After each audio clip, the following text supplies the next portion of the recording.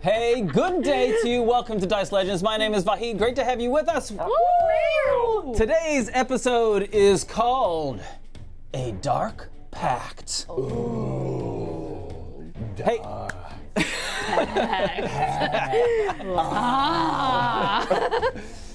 Before we get into today's episode, let's introduce you to this wonderful cast, starting with Monique. Monique! Kia ora te whanau, I'm Mon. I'm playing a level 2 goliath / human rogue called Reaf, aka the mouse, which I've discovered no one really calls me. I'm gonna try and make it happen. You should try to make it happen. Okay. My name's Truby and I play Wezley, who is a level 2 human wizard. And he's rich! Yes. Hi, I'm Raylene, and I play a level 2 warlock human named Mihan, and she's old. That's all I've got. Old, rich, and sneaky. And you notice that you're all alone in your frame. Ronnie! Where's Ātukaan? Where's Ronnie? Ronford. He's still on his walk. I just saw you spat. So I tried to cover it up. I was laughing, and then. Hey, so thanks for joining us on Adventure. If you're new to our Dice Legends show, please hit us with a subscribe if you're watching on YouTube. Hit us with a follow if you're on Twitch. Thanks so much to all of our followers and all of our subscribers. Yeah. And also thanks to our Patreon! Thank you so much. Our Patreon community has been growing over the past while. It's really encouraging because that lets us do this. Yeah. Yay! You might be wondering what's coming up for you Patreons. Well, we've got some more lore coming your way. Aurumia. Aurumia. I Very just nice. coined that just then. Speaking of coin, where can you spend that? In the merch shop! We have new character merch, and it looks fly, Yeah. honestly. The picture is like tight. That looks like an action movie I want to see. Yeah.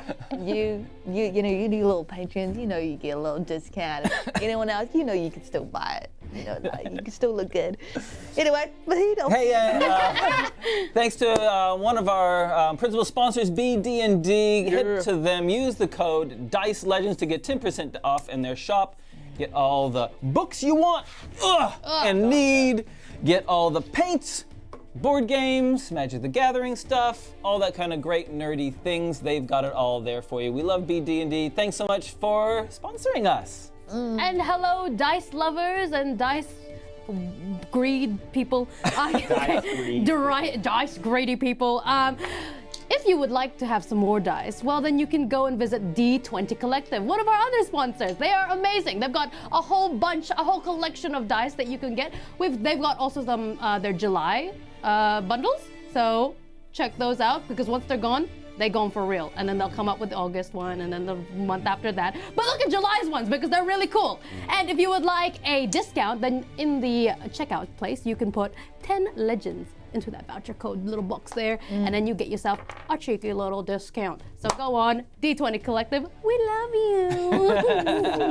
you. Speaking of things that we love, we humbly encourage you to go check out World Anvil if you're not using it already. It is the perfect online tool, the ultimate online tool for creating your world settings for novels, for your TTRPGs like D&D, but also there's plenty of other game systems out there that they support. The drop list is very extensive, and you can use that there's all kinds of tools you can use on there. There's article linking, player printout, sharing, which is something I really like because I like making player handouts. And Vahid uses it for to create and store the information for this campaign as well. Exactly.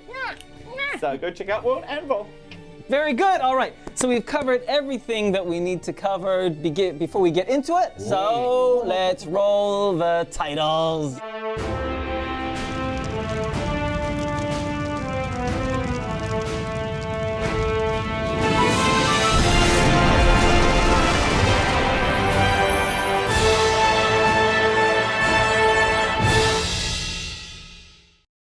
Okay, we're back. Dark Pact. Dark Pact. Dark Episode 9. 9. Iwa. Iwa. Okay. All right. Before we get into this week's episode, let us recap what happened in last week's thrilling installment. Mon currently has is trying to rakishly wear. We need to make this also a bracelet. You know what? Yeah, I The think so. recap bracelet. I mean, that one is we practically a bracelet on me. Yeah. Or we It doesn't have a fit my head. foam insert that we can put on the inside when we wear it, so that it fits. Of course. In the meantime, it goes to Truby. Yes, in lieu of Ronnie, who I sure would have given us a very accurate recap. I will try my best. To channel his spirit. I will try Yeah. and channel Ronnie. Okay. Yeah, that's how Wait. I'm. Okay, okay. No, I'm not going to do a Ronnie impersonation. I'm here for it. But I'm gonna rely upon his spirit Okay. to empower me. Okay. Tahirua Torufa! Oh, shocking news! In the town of Tidesafe, Wezley's father has been murdered. And what's worse is by his sister. As a group, they decide that they have to go to Porto Rosso in order to bury their father. They make the journey. When they arrive, their mother, Reaf, and Wezley's mother, finds out the terrible news. She takes them into a wee chamber. Mihan stands guard. But meanwhile, there are the kingsmen there who are in attendance. Wezley tells them all that his father is dead. They tell him that they've got to go to the palace in order to talk about the descendancy of the crown. But they are attacked. A small monster attacks them in the library. Then they attack Mother. Mother goes down. She starts bleeding out. Wezley won't have any of it, but Reef won't have him go see her. She intercepts. He puts her to sleep. Then he finds his mother's ailing body and he starts the ritual. He channels the power of the Black Pearl, and with Mihan standing behind him, he raises her from the dead.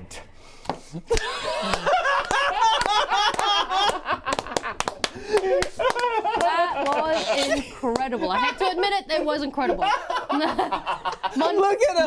Mon, you gotta. It's because it annoys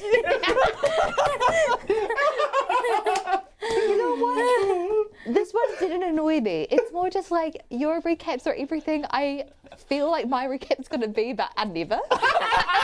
Wow, that was perfect. Oh, like literally it did perfect. It felt great. I was Yeah. surprised. That Yeah. actually felt good. It's so Oh my god, did I do that?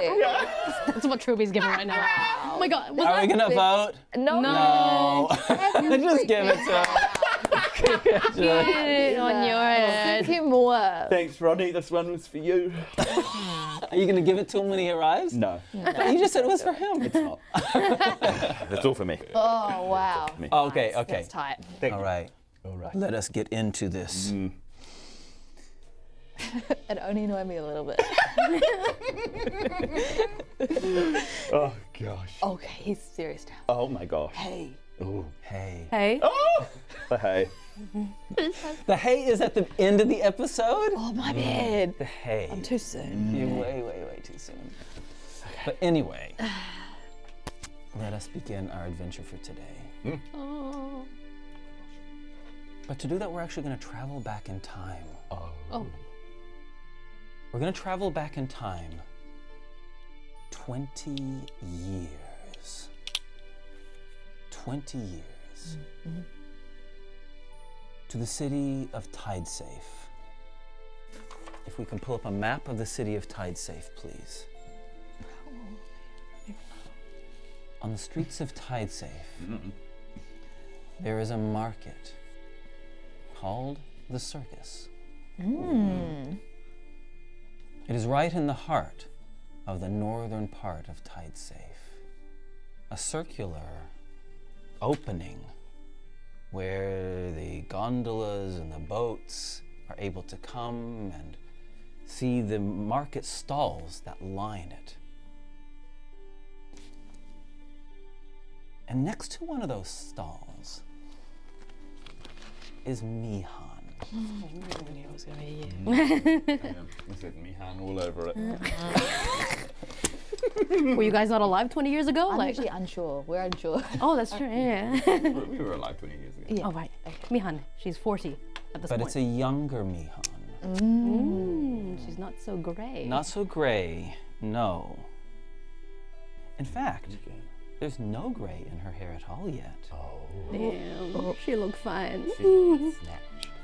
And we see Mihan with a small table Yes.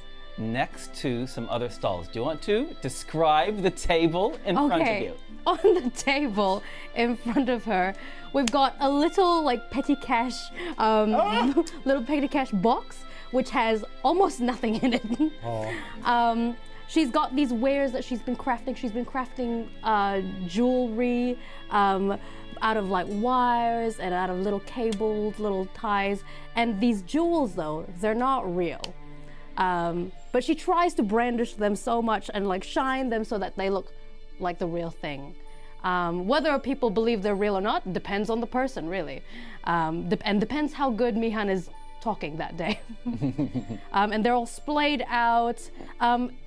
I don't know what time of day it is, but it doesn't look like a lot has been taken. But she eagerly looks out at every passing customer, every potential client, and she goes, "Hello! Jewels for sale! Jewels! I've got all the jewels for you. Look at this. A nice blue for you, perhaps, ma'am? Oh, would you like to propose to your girlfriend? No? Okay. Come back if it works out with you guys. Okay." Hey, and two guys, two men. Okay. They look a bit rough. They come up to your stall and they say, and one of them stands on one side of the stall looking at the wares and the other on the other side. Hello. The one of them that's a little bit taller says, "How much for the ring?" Oh, this ring over here, this is a very, very rare type of jewel, you know. I am a traveler myself, so I managed to find this inside of a mine. Just a ways from here. You don't need to know the name. It is very, I found it in this really small rock, but I found that if you keep rubbing it, it gives you good digestion. Yeah? Okay. Sorry, you asked for the price, but I gave you the story of it. The story of it. Silly me. I would say 20 gold. You gotta be I don't have any. A very rare place. He starts to turn away. Oh, but for you, because you are so handsome, Yes. perhaps I can give it for 10. 10? Perception roll, please. 11. 11. With my +1, yep. Okay. Yeah. And I'm going to do another roll. Oh man, what's the roll? Okay. Wow. He says, "Look, they're really pretty. I just don't have that kind of money." Who is it for? Is it for you? Or is it for a beloved person? It's for someone special. Oh, really? Yes. Oh, well, why didn't you say so? If it's for someone special, then maybe I can make this special for you. I've got 5 silver. 5 silver? Yes. That's it? That's it. Well, maybe you can do with this pearl that I found on the beach as a ring. Okay, sure. First, yeah. 5 silver? 5 silver, yeah. Okay. Very. Easy, 5 silver. If you rub it, then you might have whiter teeth. White your teeth. Yeah, that's a bonus too. Yeah, That's and a he deal. smiles and he needs it. And 5 silver. and yep, and they go away. And what are you doing with the 5 silver? She looks at the 5 silver and checks if it's real.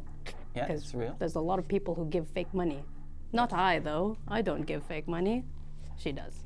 I do. She puts it into her petty cash. Which is empty. I swear I had more coins in here.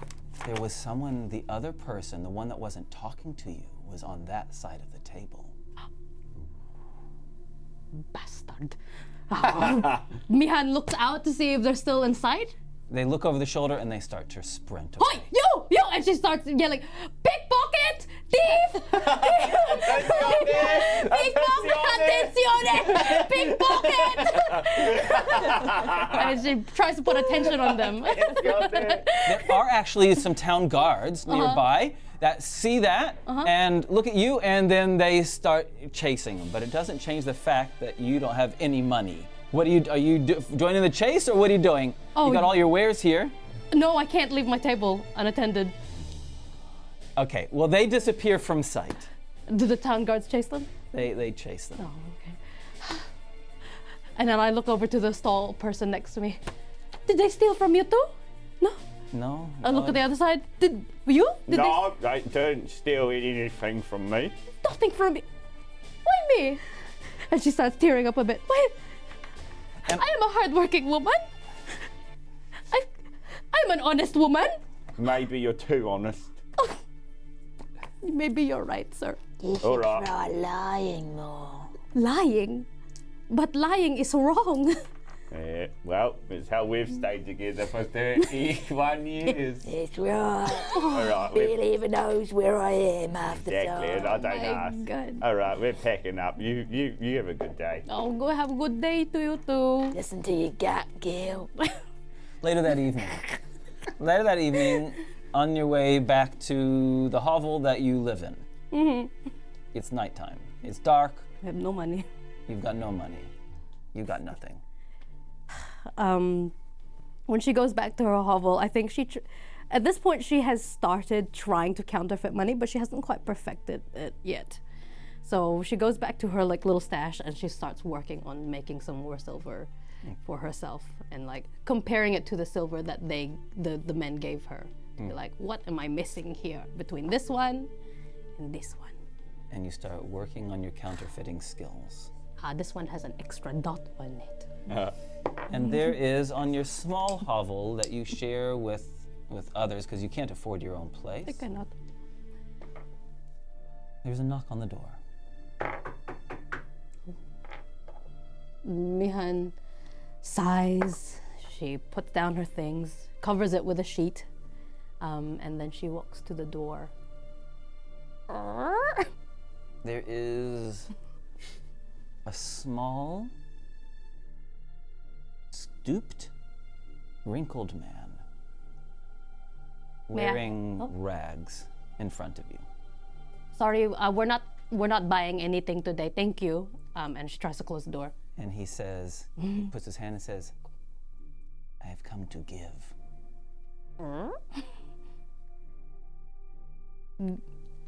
Again, we are not buying anything.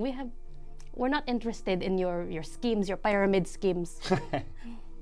Or what is it? Do you have a word to tell us? He goes like this, From- and he holds his hand out. And he chants something, puts his hands together,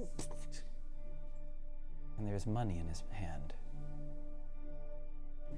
What? He holds his hand out to give it to you. She holds it, picks it up, bites it to see if it's real, and looks. It is inspects real. I am looking for an ally. An ally? An ally. How did you do this? Huh? There are many powers in this world. Oh. Perhaps you would like to share some of my power. What kind of ally are you looking for? I'm not interested in dating right now. If you're asking that, No, I am far too old for you. okay, I believe you.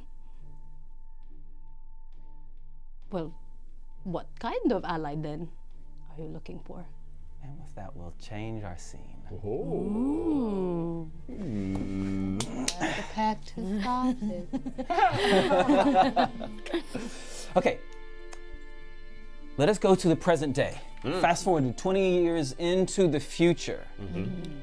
And our scene is in the morning after the previous evening's horrific events of bloodshed, of death, and of undeath, or the reversal of death. We see Reaf, Wezley, Mihan traveling away from Porto Rosa. Porto Rosa is left behind. It is behind you as you're traveling uphill. You're on horses supplied by the Walthonia family. It's a train of, not as a choo-choo train, but as a collection of other horses and carriages of other lords from the area that are also traveling to Centauro, the royal city. Among them is Pelagar. flanked by his 2 royal guards, wearing the surcoat of the crown. You've all had a long rest. You're all well rested. Is there anything in particular that you're wanting to do as you're traveling? Yes, Reef would like to just start working on her dog handling skills with Brex, using techniques that she's learned in a book of like the reward system. So she just keeps little flesh nuggets in her baggie. Didn't actually know what else you to get think of. them? Terrifying. Terrifying. Nuggets, I'm not sure. But yeah, Brex is vegetarian. I'm not sure I should ask. No, but yeah. Meaty bits. Meaty bits. So much nicer. Sorry. Not much nicer. And then she's just going to try and use like a bit of a throw the bone, throw the flesh, and then whoop whoop, but she's going to, dog handling is what I would like to do. Okay. Well, why don't you, because you've got all day to do this. Yeah. You've got an advantage. Oh. 20. You get a 20? Yeah. Whale. Wow. I believe you. You believe me, right? You believe me? Roll it again. Roll it again. I want to see if you get a double 20. It was a 20 and a 15. So Oh, you did roll. You roll a 2 at the Sorry, same it time. wasn't 220. I did roll 2 at the same time. Well, you definitely feel that the bond between you and this dog is growing. To everyone else, growl. And I like it that way. Yeah, you good. Yeah, good dog. Yeah. Keep it up. You don't trust anyone but me, all right? Mihan, possibly. Don't tell anyone. But we don't really trust Wezley right now, and I wanted to, but I don't want you to go near him, all right? Especially if you die. Right, good dog. Okay, so you spend the day of the daylight traveling. It's and training a dog. Very nice, Wezley. Wezley, I imagine some of the other lords are like trying to talk to Wezley on this journey because he is the newly appointed Lord of Welthonia. I imagine there's schmoozing and there's people are trying to build relationships already. Nobody wastes any time with that. But as Wezley is upon his horse, he is so in his own mind. Nobody else knows. There's only a handful of people, I think, that knows that what he did yesterday, using magic to bring his mother back to life. So there's that. There's he almost feels betrayal from his sister. Mm-hmm. Something that he's never been able to understand is other people's reaction to him using this kind of magic. He truthfully doesn't understand what's wrong with him. And he is frustrated that other people don't see it the way he does, but more than that, he's betrayed. But he also can sense that for as bad as he feels, Reef might feel even angrier than he does. So he's keeping distance. And so he also feels lonely now, as all these people are around him, talking to him. So he's very in his ear, and he's kind of like, yes, that does sound fine. What a dandy proposition. I agree. Yes, of course, we'll take 20. One in every color. One of those interactions that you have, partway through, when some of the more pushy lords have kind of finished, right? And they've kind of given up or whatever. It's afternoon, mid-afternoon. Shortly after the lunch break, when everyone's back on their horses and there's kind of a reshuffle of the order in the line. Yeah. Right? And one of the families, a lady Onising, she pulls up alongside. She's right behind you as you head out of camp, and Lady Onasing pulls up alongside you with her daughter.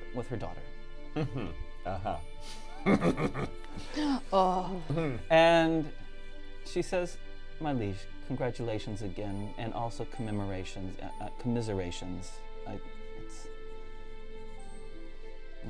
It's a terrible ordeal." Yes, I appreciate your words. And I know that it's a difficult that all of us share. Yes.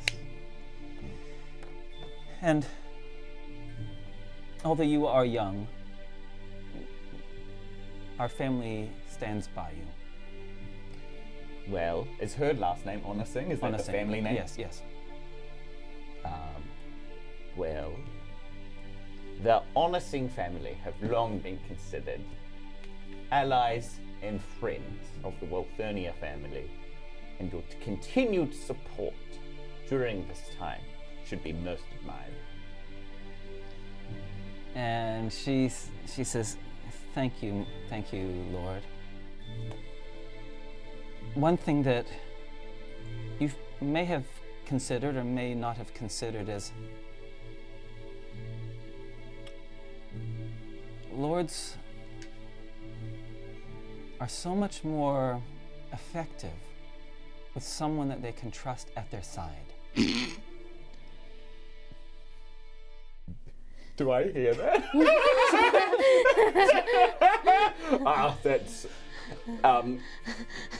Wezley almost laughs. Almost.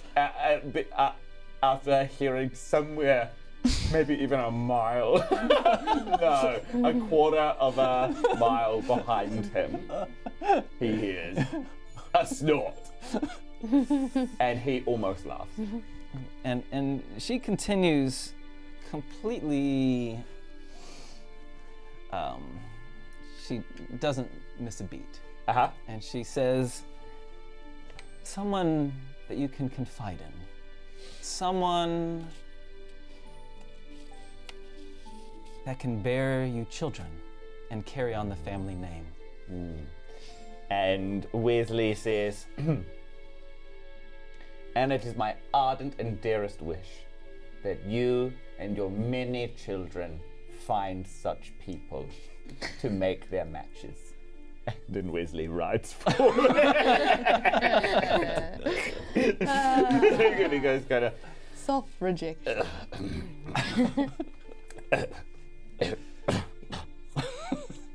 That kind of brings him out of like, he's, for a second he stops thinking about the debacle of yesterday. I think Reef at the mat too, thinking the same thing. Like she knew exactly what was happening. She got big ears, she got good hearing, but she just knew by the encounter. And she's just like sitting there, kind of like looking at Wezley's sweat dripping. His neck. She's just having a good time. Yeah. And so, there we go. And Mihan, what are you doing? Come on, what you doing, Mihan? I'm decoding this freaking thing. Oh, yeah. It's a new day. I will do a new role. You're spending all day doing this? That's got to be an advantage. Surely. You've only failed A lot of times. a lot of times. It's an investigation roll. Double 13 plus 4. 17. Oh, snap. That's a good thing. You crack the code. What is it? You ready for the code? Yeah. It works like this. Okay. If you can put the oldest one up on screen for us, please, Jason.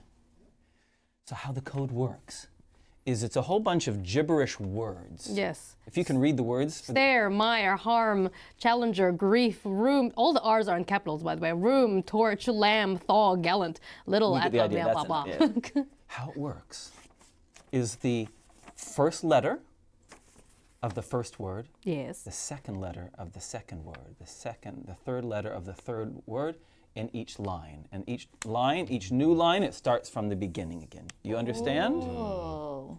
Yes, I do understand. Okay, and while she does a little bit of decoding, Yeah, I like that. the afternoon, the morning, the afternoon passes into evening. It is a pleasant day.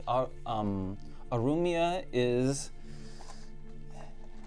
a warm but rainy place. Someone roll 12-sided dice for me? Yes, I will do a that. weather dice. 7. Beautiful. Medium. A bit above medium. So it's a little bit windy, a little bit. And you are not able to travel to Centauro in one day. Close. You can travel through the night if you wish, or you can camp. Oh, well, see, those two options is either travel through the night and get ambushed because you don't know the road, or camp and get ambushed. Honestly, yeah. What I This is so suspicious. of you. I presume the road between here and the palace is reasonably well traveled. So that makes me think camp. Camp. Okay. Yeah. Yeah. Okay. Okay. So the evening, the horses, the carts form a circle. A fire is lit in the middle. People in their own family groups around, but it's like this relatively large gathering of horses and carts. There are guards. People have brought like footmen and things like that are seeing to their needs because many of these people don't know how to boil water. Right? Wezley included. The evening starts and Pelagar comes up to you, Reef. Hey, what do you think you'd be doing evening? Well, I think that Reef, given being around all these fancy people, I think puts her in quite a recluse state of mind. I think she becomes really internal, and I think that she'll be sitting with her dog as close as possible, maybe by a fire, and I think she'll be journaling. And she sounds weird, but she feels around in her backpack and she realizes that she has a pen and paper that she stole off Wayne, the guy who she killed, and she thinks of him and she writes. And I think she's just writing names of all the people that she needs to be suspicious of. So that's what she's doing. Okay. Wesley's at the top of her list. Oh! And in fact, she just circles it 3 times. The sound of crickets are in the air as you circle the third circle around Wesley's name. Pelagar walks up to the fire. Pelag. Forgot about you. He says, "Good evening, Cyril." It's Reef to you, mate. Is it? Sorry. How you been? Right, what are we going to have a conversation or something? Well, that's why I'm here. I'm here to talk with you. That's usually what people do. That's what polite people do. Even rude people manage to have a conversation from time to time. Right, not Snaps. I don't deal with fake niceties. What you want, Pelagar?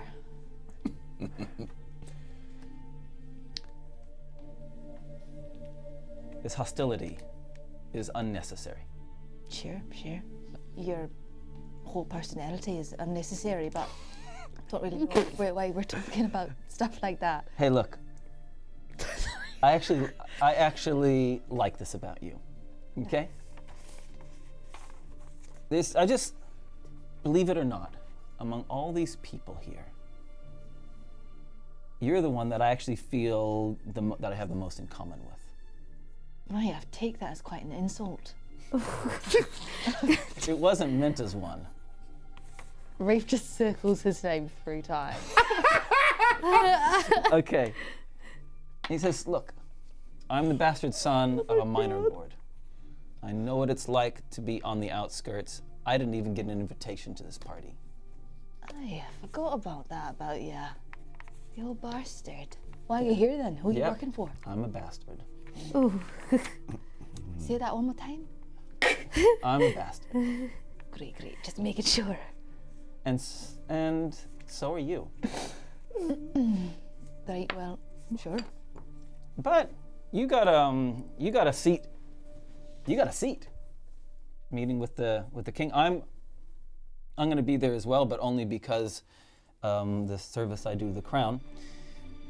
Yeah. So look, I was just trying to be friendly. I don't have anything in common with these other people. So, but if you're not interested in talking, that's fine. Look, I don't want to talk to you. I'm only asking because you're the only one around. Yeah. What does the king really want with us? Well, I think the king's the king's dying. We've known it for months that he's been deteriorating. To be honest, I wouldn't be surprised if he's dead before we even get there. Right. Who do you think's going to take over? Well, there's 3 families, and the Walthonians are just as good as any.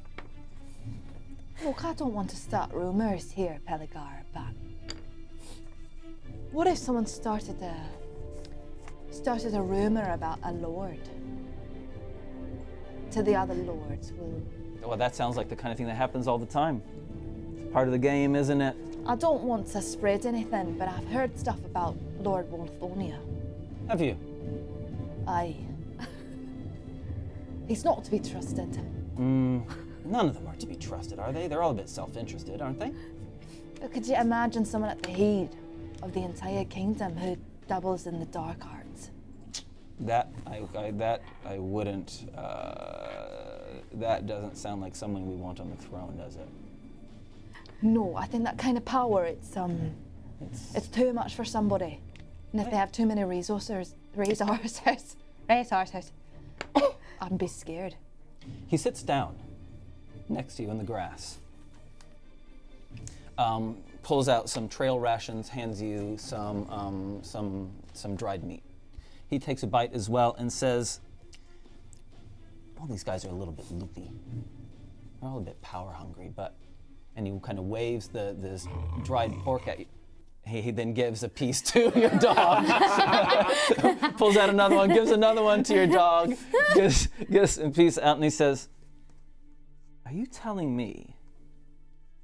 Are you just trying to cause mischief?" I wouldn't. I don't start that kind of drama. And what are you talking about, power hungry? Why are you here? I'm here because you're the only one I have anything in common with. Your friend, pointing to Mihan. I have no idea who she is. I've met you. The others are a bunch of, I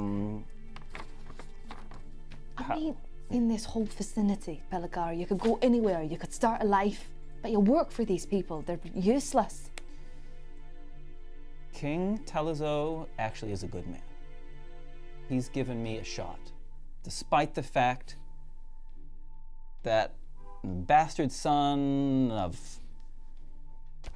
I mean, you don't even know who my parents are, but the king gave me a shot. He, I trust. The crown, I trust. Well, you want someone on that seat that you can trust in. Exactly. Yeah, I certainly do. I don't have any say in it. You get a vote, but I don't get a vote. Well, look, just let everyone know that they want someone they can trust. Yeah. And Are you saying that your brother, and he drops down to a whisper, you're saying your brother is messing with some kind of dark magic stuff? Look, I'm not saying anything. All I'm saying is maybe take a close look at his hands next time you pass. That's all I'm saying. Okay. But it didn't come from me, obviously, because I didn't say anything. No.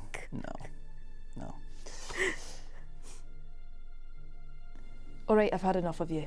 Okay, hey, this has been fun. Sure. Hey, he backs away slowly Good dog. from Brex and moves away. Cherubi is. It's not because you have the crown. No. Not at all. Okay, Suddenly, this is too laden with symbolism. I'm keeping it on. all right. The evening passes.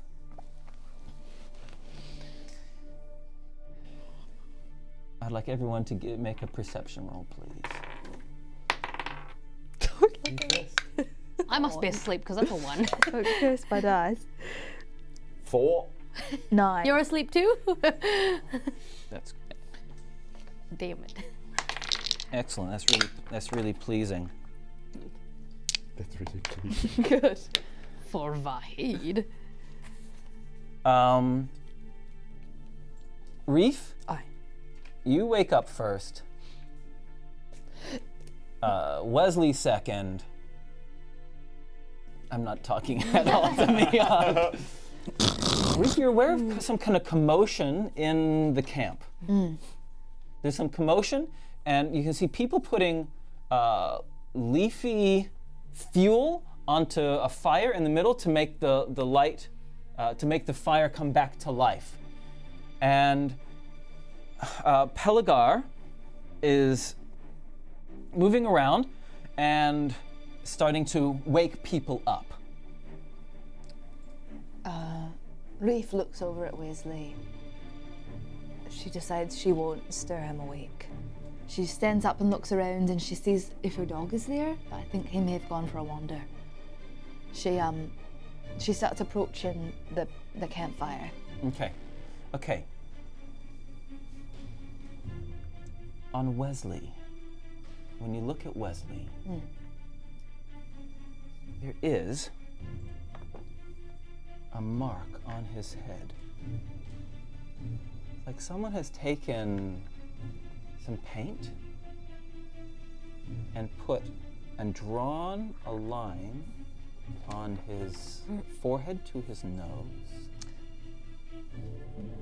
and a sign like that and a dot, the same symbol as you have seen on the rapier. In the night, someone has painted onto Wezley's forehead the sign of Vordun, and he is woken up with it on his forehead. You're not aware that it's on it, but No. Reef, you can see painted in red on his forehead. Is there something happening? What have you been messing with, Wezley? I told you to slow your roll. Reef just quickly dabs her finger and just checks if there's anything on her face. Nothing on her face at all. What's wrong? What have you been doing tonight? What do you mean? Who have you been seeing? Nothing. What's No on your one. face then, Wezley? What do you mean? What's on my face? What's this? It seems like some kind of blood. You've been marked. Get up. For a second, Wizzy's like, did Reef do this? Okay, what does this mean? What am I bleeding? They're here. Do you feel like you have a scab? I don't think so. No scratch, no. And around the camp, people are moving, and people are awakening. Pelagar is coming around the camp towards you, and you hear him saying, "Have you seen Scarlet? Have you seen Scarlet?" Who? Scarlet is Lady Onasing's daughter. Have you seen Scarlet? She seems to be missing. Wait, your bride? What have you done with her, I Wezley? did nothing, honestly. He stares at your head. He stares at your head, and his brows wrinkle, and he says, Would you mind telling me what's on my head? "Are you bleeding, Lord?" I do not think so. He looks at Reef. I think he's been marked. He kicks Mihan's feet.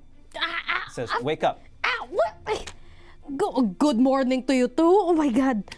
It's not morning, and it is pitch black other than the fire in the middle. Then why are we awake? Right, everyone, get your tools. Yes. Get your What happened to your weapons out. face? Yes, What, did you hit your it's head? quite the mystery that none of us are able to solve. Reef is so on the fence to whether he's been marked or he's been dabbling in this himself. I think she thinks that maybe even unintentionally he does it in his sleep because she knows the effects of dark magic, and she knows that his connection to the daughter, he was just talking to her. So she's really suspicious. Reef, what did you do to him? Like nothing. Are you Everyone get sure? your weapons ready. I think we need to start walking. Wezley, Wezley starts like kind of worrying at the thing.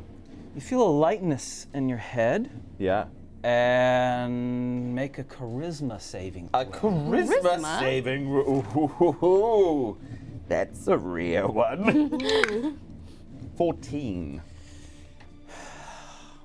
You hear the whispers of something in your head.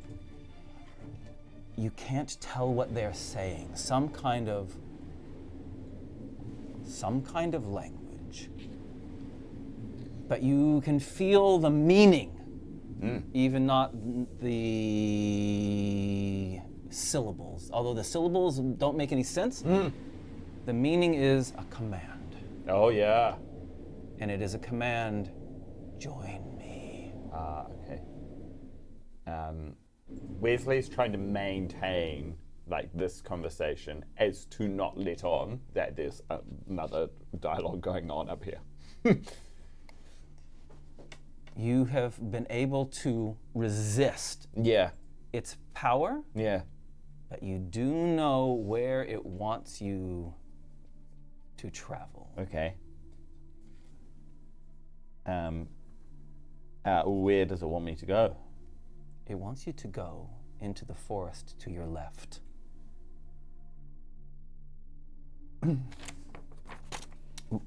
We should check the woods.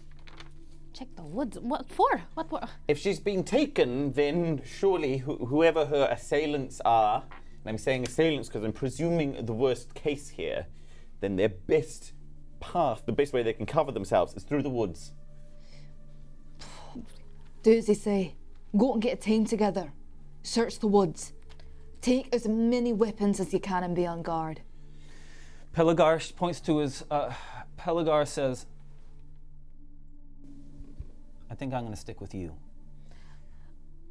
He points to his other two men and to a couple of the other like footmen and guards that have, and it points to them to go into the forest to the right, leaving a couple with the lords in the middle. I think I will go with you too, Wesley. I mean, we cannot be separated too much, huh? Yeah. But of course, I also feel comfortable with you. I think you will protect me, and I can protect you. Yes. I would like to join the search. Well, we should probably get looking right away. Absolutely. The more of us that can search, the more ground we'll cover. Yes, we should. I think Mihan is in a rush to get Wezley away from everyone. She's kind of like, let's look this way. Let's look. Come on. And kind of, even though was it Pelagar that said that he was gonna stick with Wezley? She kind of like leaves him behind. Okay, so you're wanting you're trying to manipulate the situation so that you have a distance from Pelagar, so it's just the two of you together. Okay, you Yes. start pulling them aside. Yep. Wesley Listen. appreciates Mihan's enthusiasm. Like, oh great, okay, great, she's on board. Okay, yeah. Let's look this way. Very well. And as soon as And Go. Wesley just gives a moment to look back at his sister. But he doesn't expect her to follow at this point. as they walk and they're like a few meters away, I think Mihan says actually Mihan says with her awakened mind, of course. It's getting crowded. If it's possible to break in. I mean, she doesn't know what's going on. She says, I don't think your sister can be trusted. Can you hear his voice or the other voice? I don't know if I can actually hear. You can I can only send. You can I send. think. Oh, yeah. But no. keep going. Wesley feels sick once he hears those words. Are you listening to me? I read something I found it in DeAndre's study. It was a code. And I think you must know this. Sorry, I can't stop laughing. Yeah. It's not a funny thing at all. It's just Wesley laughs I don't know too. how to say it. Searching is fun, isn't it? Yes. Yes. Your sister's name is Cyril, right? Yes. There is no one else that you know that is Cyril? No, And you are technically Lord Wiltonia right now? I am Lord Wathonia. And Cyril killed your father? Don't lie to me, boy. I heard you the other day.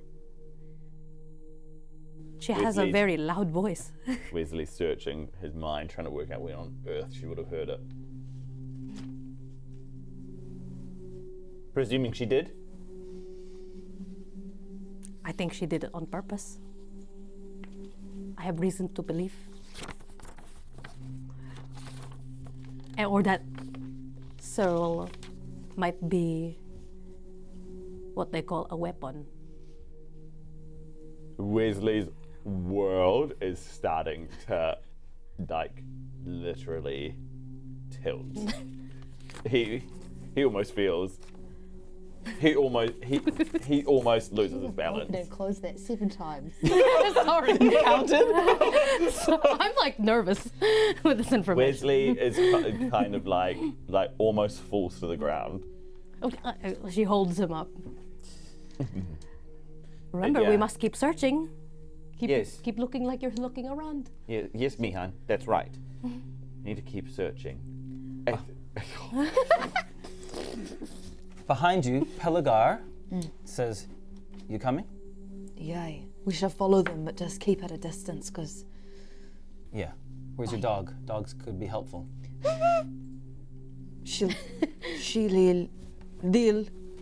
they'll come when Okay. they're ready. Look, I'll warn ya. He knows where she is. We follow her, we find the girl, we get out, right? Okay. And your dog arrives. Oh my gosh, I think Reef like feels like actually a pang of like instant. It's this weird. It's like it's like a love that you get when you don't feel like you need to give any love back. It's just an unconditional kind of like. Even this, the dog coming back, she just feels like a little zhuzh in her heart and And gets a little flesh bit. yeah, it growls at Pelagar, but to you, yeah, sidles up next to you. You enter the forest, the 4 of you, 2 at the front, 2 behind, searching. Survival rolls at disadvantage unless you have dark vision, and none of you have No. dark vision. Wezley will cast light. Yeah. Make it at normal then. Just I have a torch. you have a torch, okay? And do it as normal as. Wezley casts light on. Do you have your staff? Yeah. I do have my staff. Survival. I've got little marbles as well. You can choose a little marble or the big stone at the top. The big stone. The big yellow stone. Let's go. A 7. 7, 11. 11, Oh, it's survival. 5. 5. But while they're searching, I think Mihan does decide to pass this to. You pass the decoded note Note. to Wezley. Wezley, over the past day, has seen Mihan in an entirely new light, and has bonded with her over the strangest circumstance. Yes. But had this information and this note now. Unbelievably to Wezley, Mihan is the person he feels most secure with right now. My sis. And then as he takes this note from her, he says, "If my sister tries to kill me tonight, you must protect me. And I will give you all the wealth that I reasonably have." I am not looking for wealth anymore, but I think I would like your skills one day.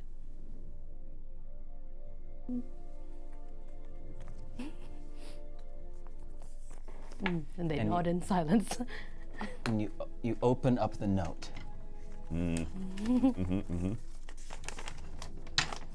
Okay.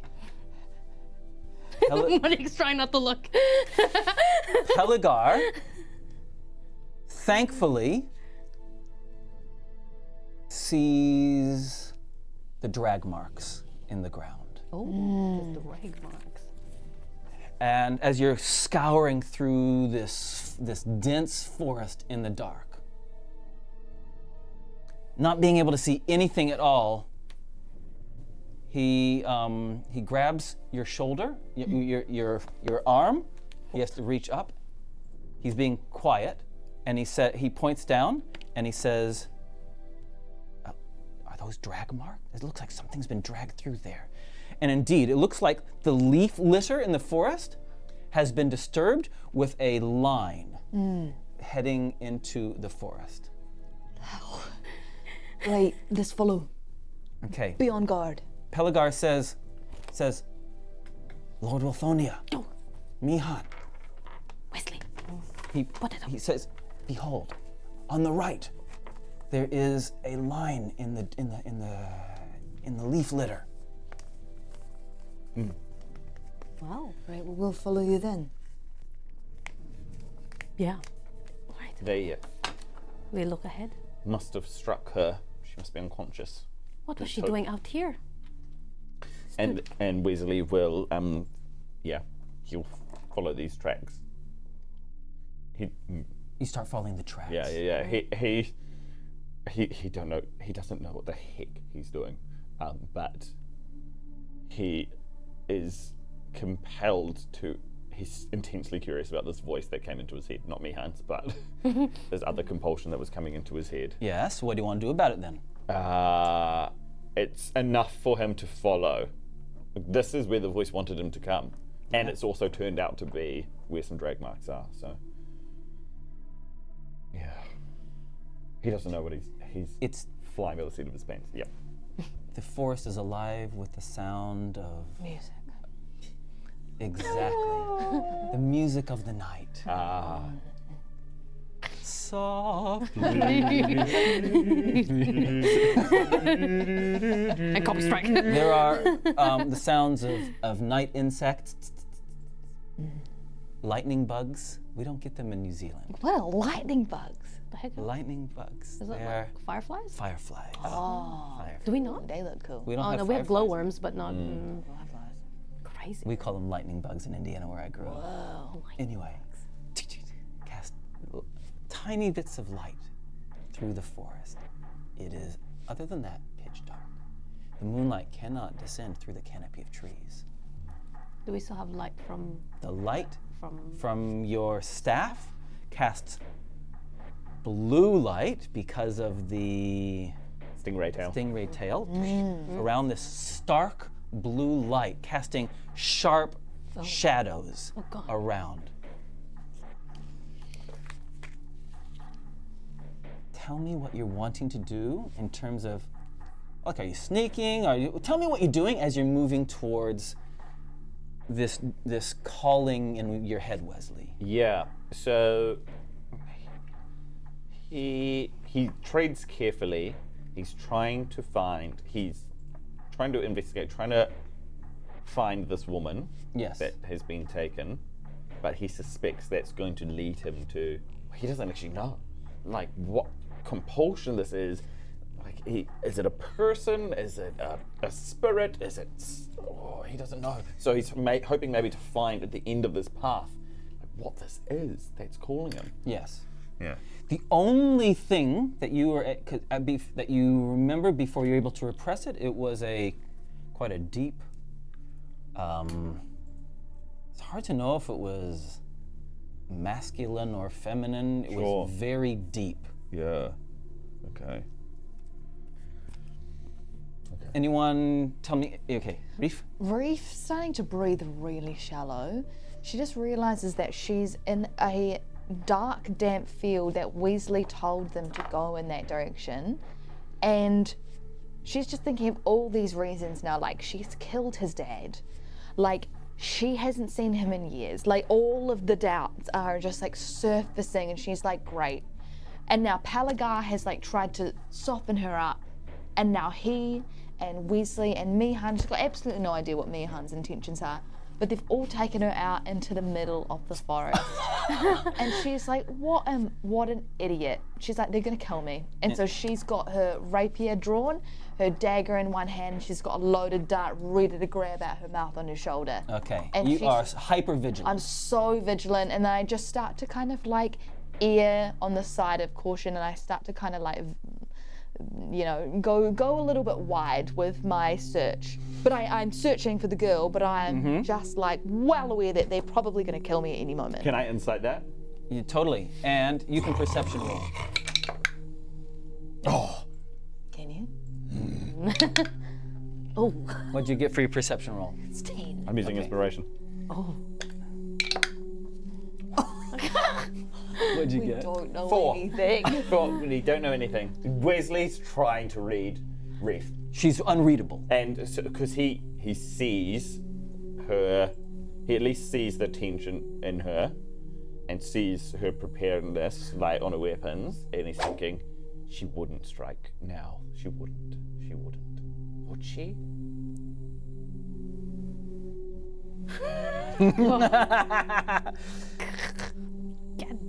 Mihan, Mihan.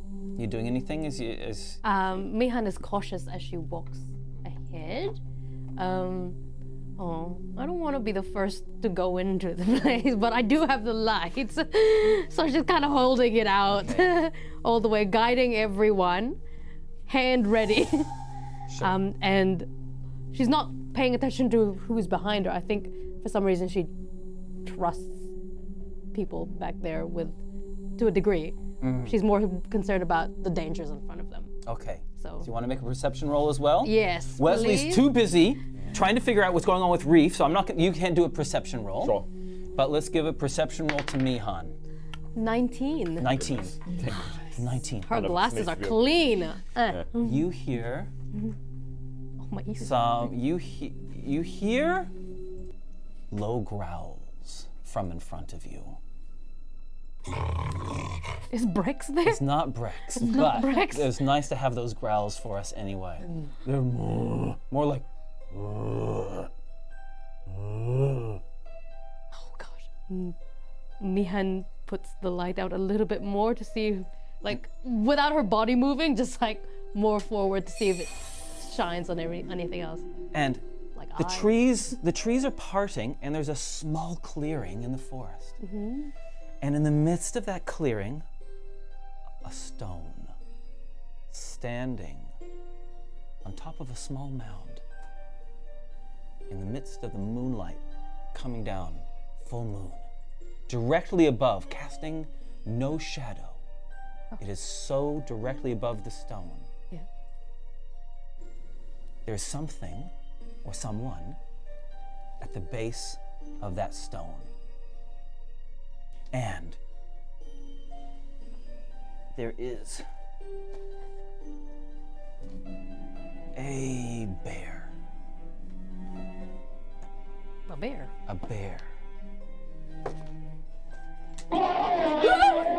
Does it make that sound? There are 2 bears. 2 bears. And they They're are brothers. walking.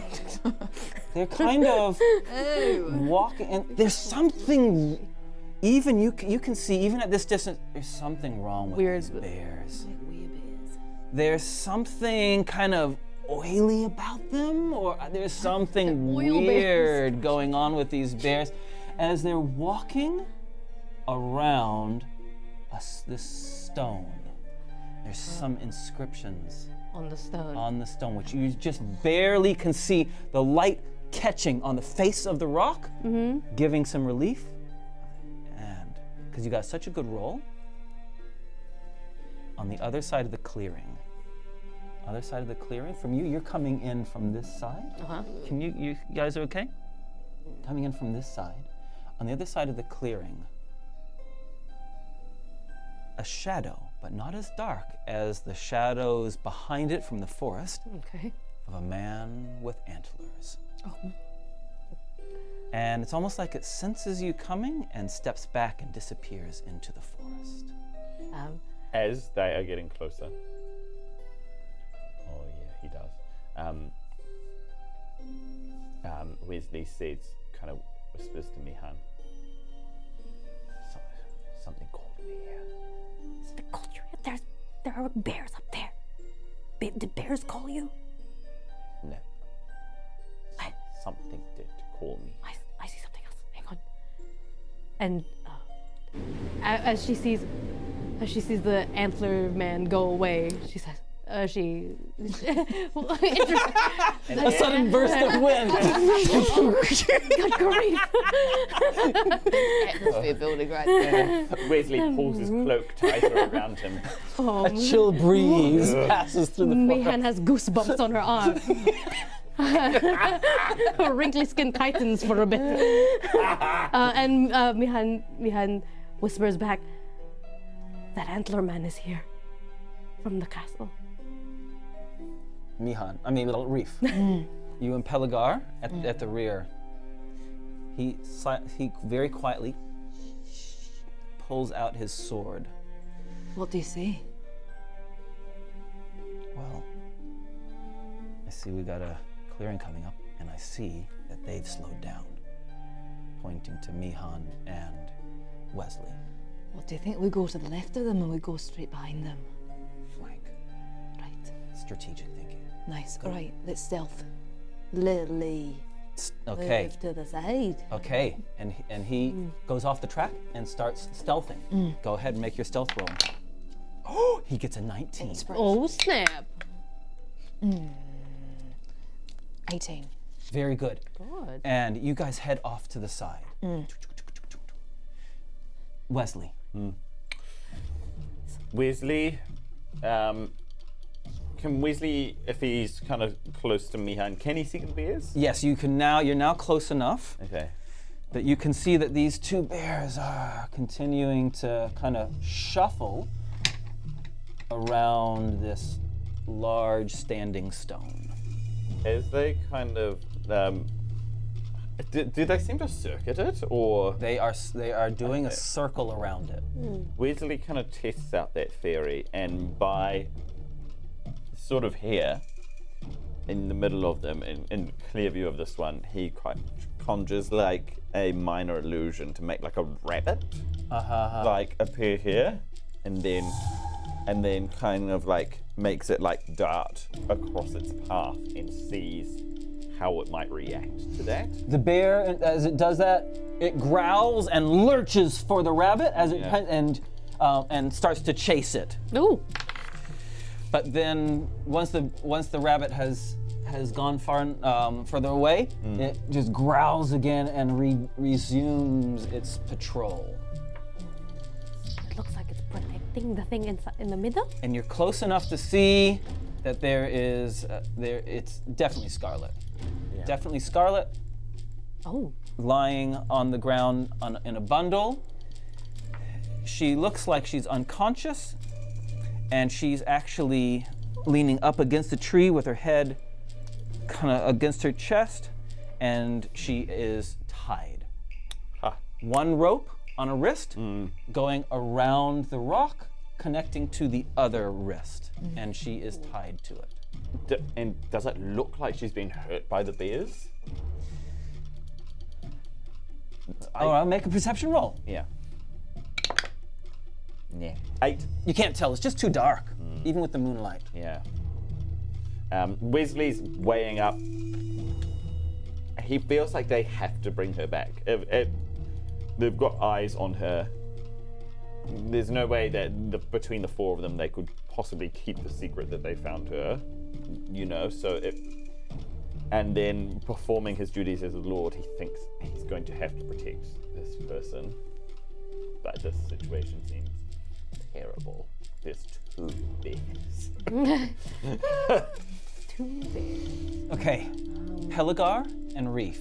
So which way you going around this way, right? Or you want? Because this looks more leafy and more coveragey, I would think we'd go around this way. Okay, this way. Okay, Yeah. place yourself where you would like to be All right. on the thing, and I'll grab out a mini for Pelagar. I guess because they're here, we'd want to make our way over to this Yeah, rock. go ahead. Your yeah. stealth rolls were brilliant. Oh, fantastic. Can you reach it? Okay. Yeah. Come here. Okay, excellent. Thank you. So you've moved across very well. Aye. Meanwhile, Mihan, I haven't heard from you for a while. Mihan, when she sees Scarlet in the middle, Yes. she is reminded of someone. And she, like Wezley, wants to make sure that she gets back safely to their camp.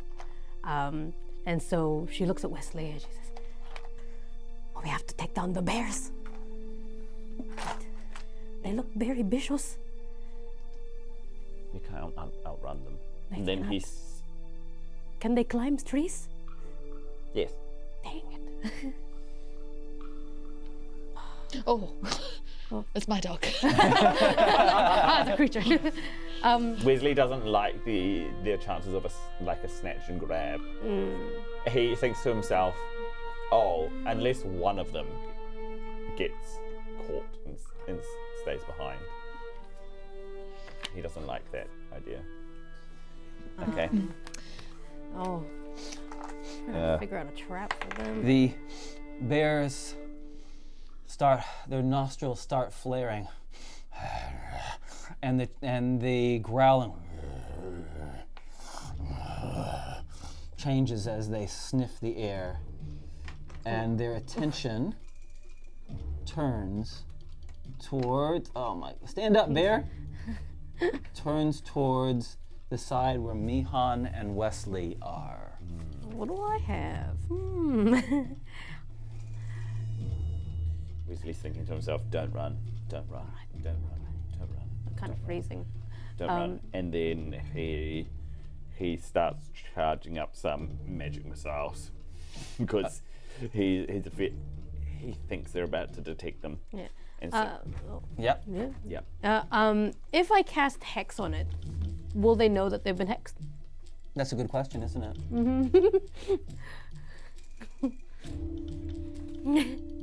Just as a, little more damage dealer. I guess it's up to you. I think that's up to you. I mean, if I get an ant and get it to crawl up its nose, You get an ant, you. yeah, and let it fly like a queen ant. There are lots of Fireflies? fireflies around. That'll be. Oh. Get one. Try and put out its light. Yeah. And then I cast Hex. And it goes. And it just goes into like an ear. Ear. Ears are bigger, I think. And you cast hex. Yeah. You have to say words when you cast hex, Yes, right? I whispered into it. That's what- it has. They've definitely got your scent, and they both roar and start that the bad idea? pounding towards you. They can't see you yet, but they can smell you as they pound closer towards you.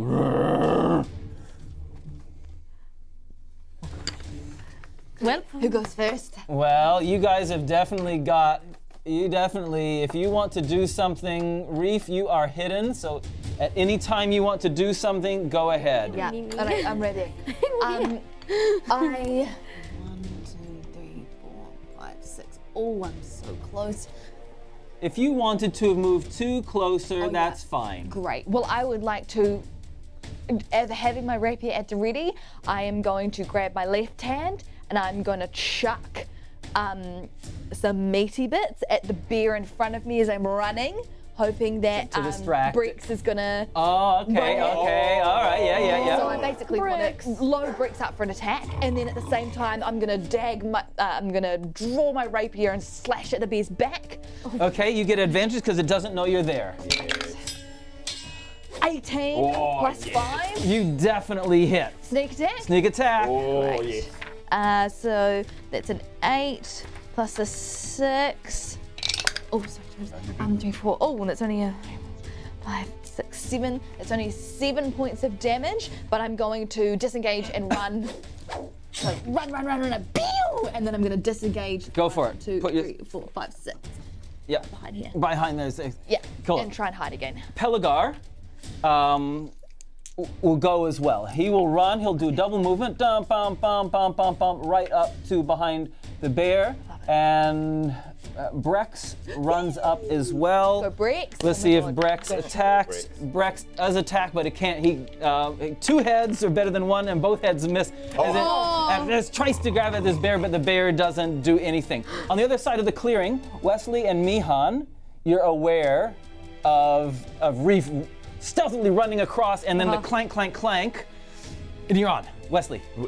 Wezley looks at the spear and is hoping that it starts attacking Pelagar now. And so that means that he's got to deal with this one is the most threatening one. So he charges up. The pages of his book kind of flutter as it lands on a magic missile, and he kind of traces a triangle in the air and lets 3 darts of force fly towards him. Go for it. Here we go. Oh dear, that's not a lot. 1, 2, 5, 8 points of damage. As 3, and it definitely knows where you are now. Here we go. Okay, and it boosh, these 3 motes of force hit it. And then he falls back 6 spaces. He kind of turns around and casts the spell, and then starts running back. Running back, fine. Yeah, he needs. Feel free to expand our territory. I know it might not fit on the map. It's out of shot. I know it's out of shot for you guys, but that's okay for us. We know where it is. Wezley's running away. That's okay. As long as we know where Wezley is, that's fine. Mihan. Mihan looks at the bear, and she. Her eyes narrow down to it, and then suddenly her eyes kind of turn white, and they flip up and flutter, and she says, "You are a very bad bear," and she casts Dissonant Whispers. Actually, wait, you go first. He gets gets an 18. Oh! A bear. A bear. A bear. What kind of save does it need to do? A bear still rolls a d20. A wisdom saving throw. And it'll go shakes it off, and it does not hurt. There's a little, her eyes kind of flutter back to normal, and she says, oh, damn it. And she runs too. Runs 6 places towards where Wezley is. I need range. The bear wheels around on Pelagar. It gets 2 attacks. It goes 1 for Pelagar and 1 for Brex. No. 1 big paw swipes for Brex, and Brex is collected. Uh-oh. Oh, Jesus. Brex is hurt. No. And gets thrown 5 feet back. How many hit points does Briggs? Are you in control of Briggs? I'm in control, yeah. Sorry, go. And it also hits with its other paw. It also hits Pelagar. You don't care about Pelagar so much? No. Pelagar takes the blow but stands strong. The other bear. I forgot that actually you still take half damage. Oh, still for take that. half damage? So roll, go for it. Do I get any boons from? Oh, yeah. Double damage? Double damage, yeah. Okay, 5, 9, 10, 11, 12, 13, 12. Well, We 5. can just take that, right? Because that's, Yeah. That's 12. 12 Ooh. plus the hex. Oh, Yeah. it's a d6. D6, yeah. Another D6. 2 plus another 2. 12, 14. 12 plus 6? What did you say? Plus 2. 2. So 14. Yeah. There you go. But it doesn't have to run wow. away instead. You did how much to it? 8. And you've just done 14. The bear, halfway through running, is hit by your thing and falls down. Oh, hey, sorry about that. We had a small little blackout, but we're back. Okay, it was only a couple seconds. Okay. One more time. And the bear hits the ground, and you hear the thump, boosh, of it hitting the ground. Mihan looks around. Oh, Good work. okay, well done. We can go closer again. Yeah. And Reef. Yep. Okay, seeing my dog go down, that blast of caredness turns into rage. 1, 2, 3, 4, 5, 6. Rapier at the tummy. Good. And because you're next to an ally, if you hit, you get sneak attack. It's dirty 20, filthy 20. You definitely hit the bear. I want this episode to be called Blast of Caredness. 13 points of damage. Oh, that's 13. more like it. Retreat behind the rock. 1, 2, 3.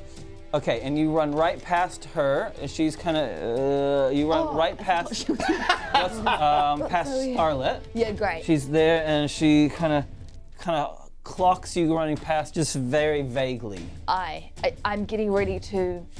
No, I've had my turn. Okay, Wezley. Yes.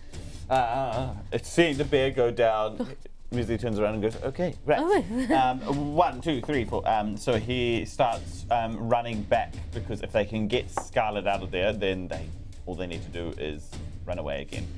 He sees the bear engage with Pelagar. So Wezley, he's made it to here, and now he's trying to get closer to Scarlet again. Okay, yep, you run past the trees, Yeah. past the bear, which is on the ground, and she's very close. Yeah, great. Yeah. You're close enough that you can see that she has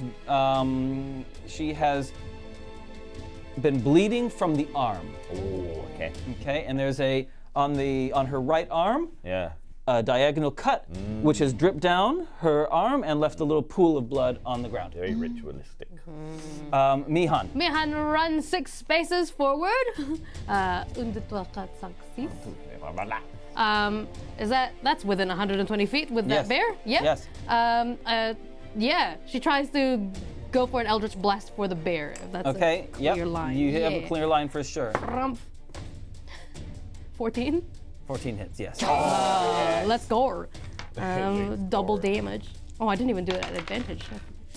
7, 8, 9, 10, 11, 12, 13. Plus charisma. Plus charisma. Yeah.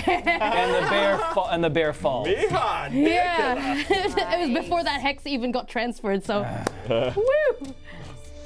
The Bear Slayer! Pelagar takes a step back and looks around. And pulls his shield up, and he says something in the forest, and holds his shield in front and his sword out, looking in the direction of where the antler person was. And you hear a voice saying, "Rise, I am not through with you. Oh, come on. Kill the Lord." There is some groaning very close to you, Wezley, as the bear stands back up on his feet. My God. Stands back up on his feet, and both of them turn their attention towards Wezley. As they start getting up, Wezley kind of, now that he's here, he didn't actually expect to be, to actually find his sister behind the rock.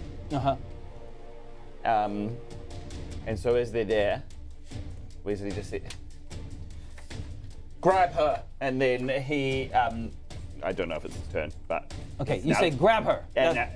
And then when it's his turn, he's going to try and get away from the bears. Okay, fine. Reef has the fastest reflexes, though. Yeah, great. I'm gonna slash the ropes. Go and slack. I'm gonna I'm gonna grab her. I'm gonna grab her. You pick her up, Yeah, and I'm just gonna run her over to this rock. and you carry Scarlet. Yeah, but I don't keep an eye off Wezley. Okay, keeping an eye on him as you go. Yeah. Wezley. Seeing these bears train their eyes on him, he wants to see how this goes. He produces some powders from his bag, and he's like, "Okay, come on, this has to work." And then he kind of sprinkles them in the air in a great big cloud as he tries to cast sleep on these things. So he casts it here, so they're both within the 20-foot. Okay, roll. Yes. Okay. I need one more D8. There you go. Thank you very much. Borrowing from Raylene. Okay, so that's 8 and 8, so that is 16, and that's 3, and so that's 19. 19. And believe it or not, they both collapse again. Oh, thank God. Oh, Oh, okay. These are, okay. And they both collapse. Mihan. Mihan knows what's best for everyone, and she just says, All right, let's go. Oh wait, they're all asleep now. Go, Wezley, come on. And she runs. You start running Back to the back camp. for the opposite way of where Reef has Yeah, I don't know just where run. Reef's going, but Got the wrong way. Okay.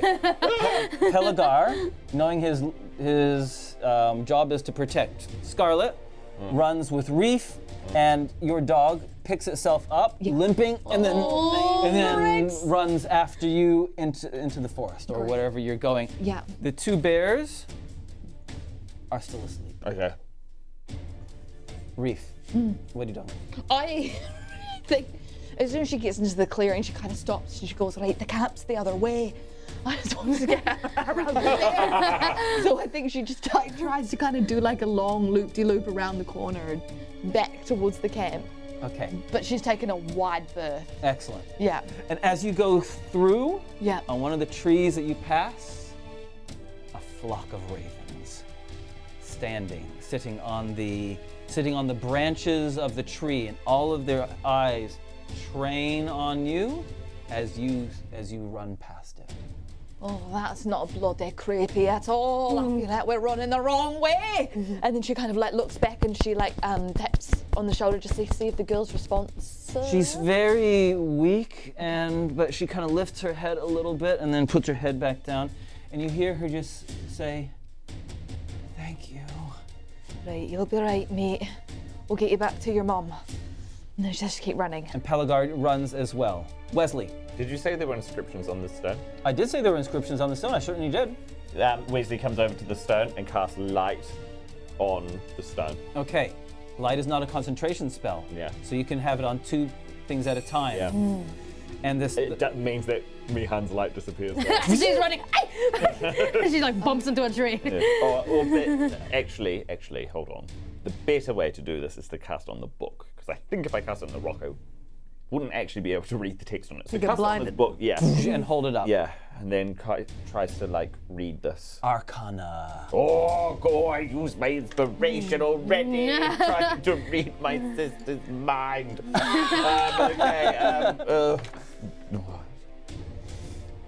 Be good. 23. Wow. These inscriptions. That is good enough. Your well-trained mind, you will be able to remember some of these inscriptions. Okay. Not all of them, Okay, but you will be able to remember some of these inscriptions. good enough. And then once he's got that, he's going to take off back this way. And you start sprinting. Yeah. You catch up to Mihan, and the moral of the story is running through the forest, the four of you plus the dog carrying Scarlet. A handful of minutes later, you burst into the clearing back at the camp.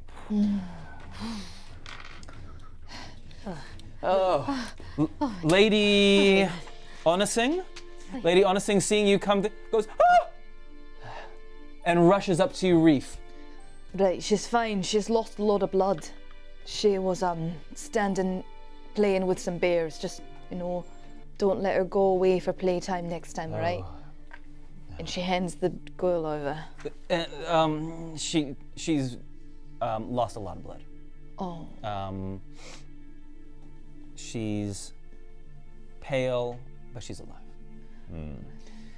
The lady, Onasing, hugs you and squeezes you around your waist. I mean, her head only comes to your halfway up your chest, but she says, "Thank you, thank you, thank you." Then she comes over and she embraces you, Lord Wezley, and says, "Sire, I will serve you always." And then turns to Pelagar and bows to Pelagar and says, "Thank you," and to Mihan, and gives you a hug as well, Mihan. And if anything I can ever do for you, me, my family, we stand ready. As Reef kind of lays or kind of, I don't know, like disengages from Scarlet, Wezley will kind of like pull upon this magic that he learnt and he's still getting kind of familiar with, and he casts Healing Word on Scarlet. So that's 4.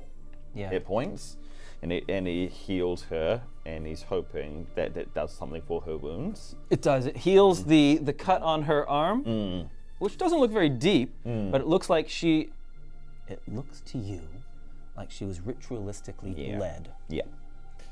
That's what it looks to you. Yeah. It does not look at all like a bear wound. Yeah. Which is, Wezley thought that could be the case. And yes, and then in response to Lady Honorsing, he tries to like conjure up something that his father would say, and then he thinks, no. He conjures up something his mother would say, and then he says, a lord's responsibility is to his people, as she kind of offers all these things. Reef looks at the magic that's come from Wezley, and like half of her is just like feeling toxic about any kind of magic that's coming from Wezley, and then like 25% of her is also a little bit mad that she didn't use it on her dog, but she doesn't want to ask him to use it, so she just yells, "Does anyone have a doctor? I need a doctor." "Oh no, it's all right." And she just starts tearing at her clothes and just starts putting it around the doggy's leg. Yeah, it's the top of his leg, near his hip. There's 3 gashes from where the bear's claw raked across the top of its hip. She's gonna grab some alcohol, and she's gonna sit on his back with her pure weight and be like, "You're gonna hate me for this, but don't move." And then she starts to like dab alcohol. Oh, well, he tries to bite. Yeah, go. Oh no. 12. Well, I said, and then she just elbows him. I said, "Stop moving! I'm trying to clean your wounds, you bloody dog. I love you." And she just wraps it. That is dangerous. That was dicing with death. I don't have a cure for that. Wezley can only watch. He would, I think, try and help this dog, but he can't. He doesn't have anything left, but he can't even tell his sister that. He won't. Mihan, you doing anything in this clearing? Mihan, after that running with the bears, I think she just keeps an eye on everyone, and actually she'll suggest to everyone, well, it probably is not safe to stay here anymore. I mean, there's that man still out there who brought those bears back. Pelagar says, man? Man, I think. I heard a voice. I heard a voice of a man, yes. Did you see him? No. Who was it? He was that. Oh, she looks at Reef. She hesitates for a second, and then she says, "The man that you were talking to in the castle with the antlers." Yeah, she gestures to stag antlers. Right, well, we've been marked then. Well, at least you have, Wezley. And with that, we will have a halftime break. What? Oh my gosh. What? Okay, guys, we're gonna be back in 10 minutes. We're gonna have a short break. We'll see you on the other side. Catch you soon! Let's go. Hey there, fellow adventurers. Want to dive deeper into the world of Dice Legends? Join our incredible Patreon community. We have 3 tiers for different levels of involvement. First, our official Patreon tier is perfect for supporting the show without breaking the bank. Get news about the show and gifts of art and music. Next, our Lore Legends tier is for those craving hidden tales and untold secrets. Get unlimited access to our exclusive and constantly expanding lore document, as well as behind-the-scenes content. Finally, our World Builder tier offers the ultimate Dice Legends experience. As well as all the news and gifts and lore, you get to collaborate with us, contribute ideas, and see your creations come to life in future episodes. To choose the tier that suits you best, head over to our Patreon page now, linked below, and level up your Dice Legends experience.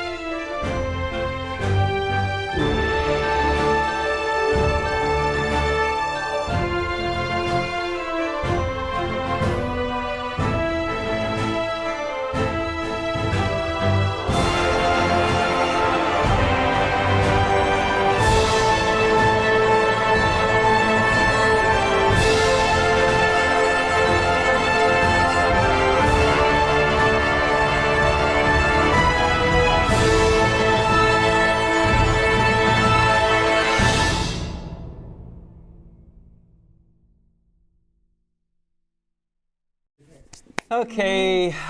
Wow. I had a good break. Yeah. Don't. It's fine. Keep chewing. Into the microphone.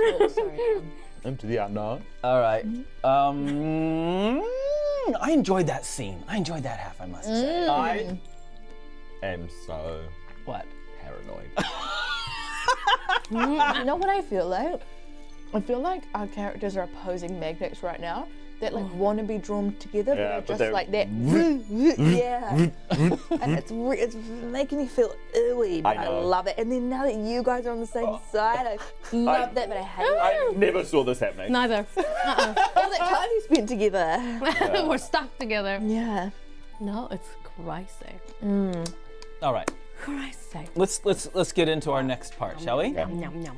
Before we do that, micro shout out to our sponsors, the Printable Dragon. Oh. Oh, I yeah. don't know if you can show the table again. Printable Dragon have done all of our custom minis and terrain for this this year and this Outcast of Aurumia. Thanks, Printable Dragon. World Anvil, D20 Collective, and BD&D. Thanks so much for all the support you give us. Straight up. All right, let's Okay. get into it. 3, 2. It is the next day.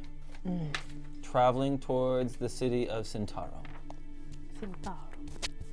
Reef is just eating her breakfast as they're on the journey. Wezley doesn't eat much, actually. But he doesn't like any of the... Oh, he might like some of the food that they've traveled with. Yeah. You probably, I suspect the kitchen probably put together some of your favorites. Yes, exactly. He still doesn't have much of an appetite right now. And Wezley just generally doesn't eat a lot. Mihan eats just right. Near the front, Pelagar and his 2 soldiers are near the front. And Wezley, being the highest ranking noble in this train, is also probably near the front. Pelagar checks his horse a little bit to ride next to you. Says, how you feeling this morning?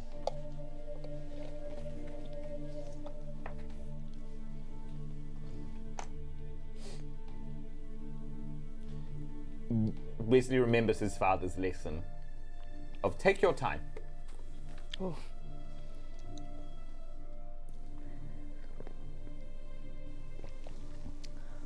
Wary. Yeah. His eyes move to your hands on the reins of your horse. One is in metal gauntlet, as per usual, and the other is heavily bandaged, so that as to not even be no skin exposed. He says, "Are you wounded, my liege? Looks like a burn mark, or are you burnt?" You wouldn't believe the number of times I've been attacked in the past 48 hours. No, well, that is true. Yes. Are you well enough to be riding the horse? I'm sure we could find a cart for you to ride on instead. That would be lovely. I'm certain the lady Onasing would be only too I've happy. changed my mind.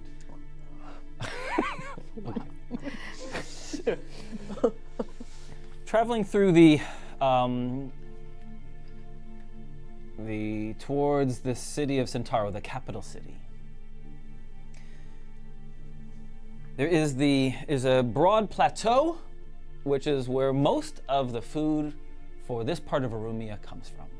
Farmland as far as the eye can see on both sides. Fertile lands, and similarly to how you went downhill to reach Porto Rosa, similarly, it slowly descends down a gentle slope towards the city of Centauro. Is there anything that you're planning on doing on this journey as you're riding along? Not for Reef. She takes brief periods, maybe trying to see if she can pick up the dog just to lessen the load on his back leg, just to see if she'll let him. Okay. And she's also like, actually, yeah, I think she has decided to like whittle some kind of like a jaw jammer that she'll keep quite close by on a rope, so that if she does attempt to get bit, she can shuck her hand in it, and it's got a little handle and it's covered and hollowed so that she can put her hand in it and just jab it in his mouth. Oh my God. Almost like like just so it can jump down on it. Okay. Have you got 2 of them? Just the one. We only need one hand. Just for fighting hand. Okay. Cool. Mihan, doing anything in particular while you're riding along? Not in particular, I don't think. I think she likes that no one really knows why she's there, and that no one's really giving her attention. She doesn't even, try and get into their radars. all that people probably see is just Lord Welthonia is getting tracked by this old lady. Yeah. Yeah, but she keeps like close to Wezley, and maybe every now and then she just shares a look of knowing to Wezley, and every now and then also looks over at Reef to just make sure she's good. Mihan's the only person Wezley will speak openly to now.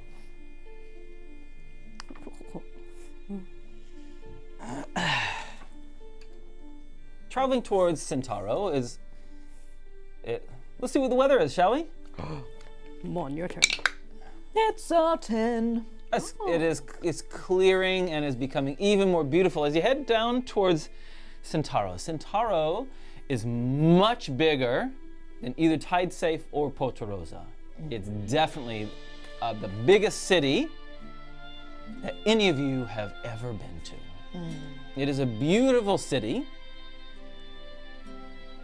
with the castle proudly standing on a prominent raised hillock, similar to Porto Rosa. But the palace is much grander. Rolling hills, and beyond them, as you're traveling to the south, the harbor, a vast harbor that opens up in front of it. Can we pull up the map of Aurumia so we can see how the geography of Centauro and Porto Rosa are? They're almost they have like opposite bays from each other. It is, it actually is only a couple of hours in traveling, and you enter the city of Centauro. Yeah. Ah, I'd say. 3 days. Yeah. I see. And the Centauro is a busy, vibrant city. People hawking their wares, people traveling in and out with goods, just people traveling in general, people having shops. It's a loud, boisterous, colorful city that is relatively, it's a beautiful city. There's no doubt about it. Pelagar is directing his horse straight towards the palace.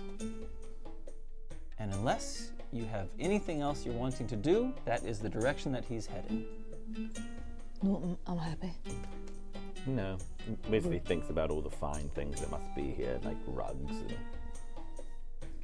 we could get a nice rug for his new estate. But now's not the time. Mihan is in awe of everything. She hasn't been here before. She looks at the bustling markets and like how she tries to listen in on conversations that are coming by, how people are bartering and all of that. Yeah, so I think during this travel, she just picks up like little interesting looking rocks and pebbles and anything that she can turn into like jewelry-looking marble things. It's a really strange habit that she's got where she decorates her staff with marbles and stones, and I think by this point she's got like a little pouch of fun-looking rocks, and she's just inspecting it while looking around and thinking of what else can she find. Yeah, it's full of opportunity, but she doesn't stop the parade from doing something else. I think she is loyally going with everyone. You're like some sort of bird. Well, yes. The children at the orphanage call me a magpie sometimes. It's very offensive to me, I think. Oh. But I understand why they call me that, because I mean, just look at this. It looks like a perfect iris. You know, do you see the weird, the interesting discoloration? If I just polish that part a little bit more, it could look like a gem. Yeah, maybe it depends on the person. She smiles like at you, and then she puts it away. There's a commotion in the market that you're passing through. This is an agricultural market where people from the surrounding farms bring their produce, their animals that they're selling. There's boxes of chickens, and there is a commotion of someone shouting, "Come back! Come back! Come back!"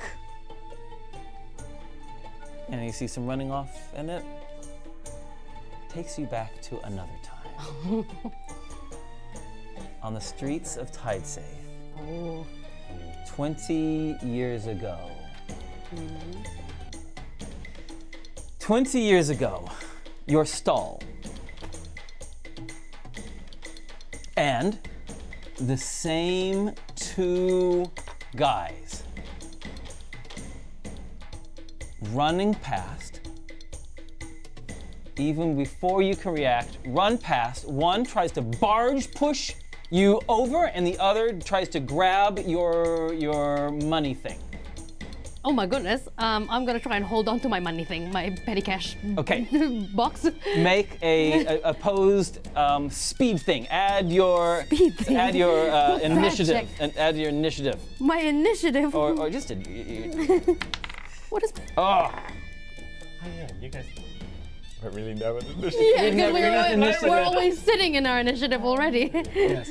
Well, it's an 11. Okay, you grab it. You grab your money box first, and the other one smashes into you, pushes you over. Oh my gosh. And you fall over, and the box. I'm sorry, I got a natural 20. It falls on the ground, and your coins go scattering across the uneven planks of the boardwalks of Tidesafe. Mihan says, "Help! Attention and pickpockets again!" No! And she tries to like fight them off with her hands. Okay. And make a commotion of herself, for herself. Okay, so that people get the attention. Make a persuasion roll to see how much. Natural 20. The people around come to your aid. Hey, wait, you're being robbed again. Oh my god! Hey, I think we should help her this time. That would be smart, I think. We pull out rolling pins. Oh my god. More the frying pan. Yeah. Down guards over here! And she tries to attack them back. Okay, you try to attack them? I've got some like string and like wires from like when I do my jewelry making, so I'm trying to like Garrot them? I'm trying to put her around their neck and like Okay, make a roll. Oh, okay. 12? There's something strange. As you do it, there's some kind of shadow on your hand. And as you grab him, the shadow goes from you to him. And you hear, and he goes, Roll an 8-sided dice. Oh. Just the one. And you have got him held, you have done some kind of shadow damage. I don't even know what that means. You don't even know what that means. No, I think she doesn't even think that it's something real. I think she's just like, oh, it's just a flick of the light, a trick of the light rather. Yeah, but she keeps holding on. It says, that will teach you to steal from ladies like me. And she smacks him in the face. Before that smack can land, what are you two doing? Oh, I think she's all right, love. Yeah, I think you think she's got this. I'm a little bit scared of her, actually. Did you see that Shut dark? up. Yeah. Yeah, that was weird. That must have been a trick of the light. No, I saw it too. No, it must have been a trick of the light. You're right. No, maybe I saw it too. Attenzione, pickpocket!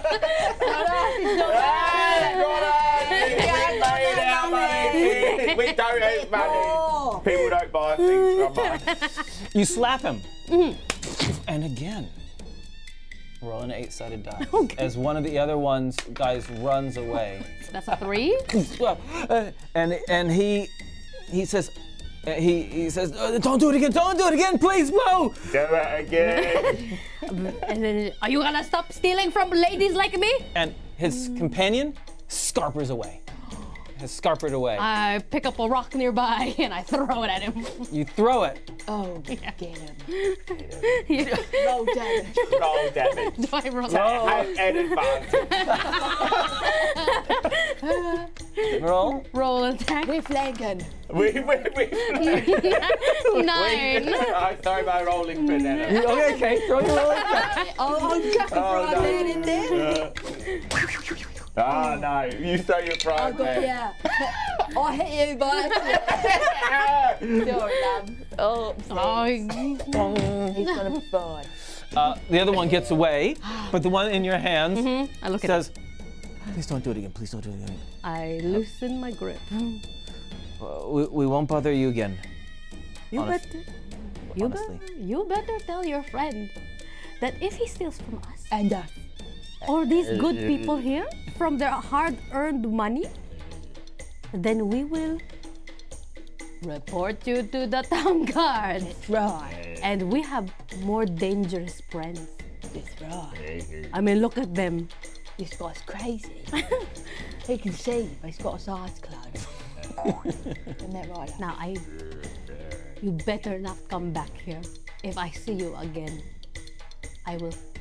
she doesn't know where this is coming from, but I will curse you and your future children and your children's children. And then like she looks at him with like intense, like I don't know. She has this newfound confidence, I think, and you know her eye kind of flickers a little bit. I promise, we'll never harm you again. I mean, honestly, we'll never steal from you. Honestly. Give me your money.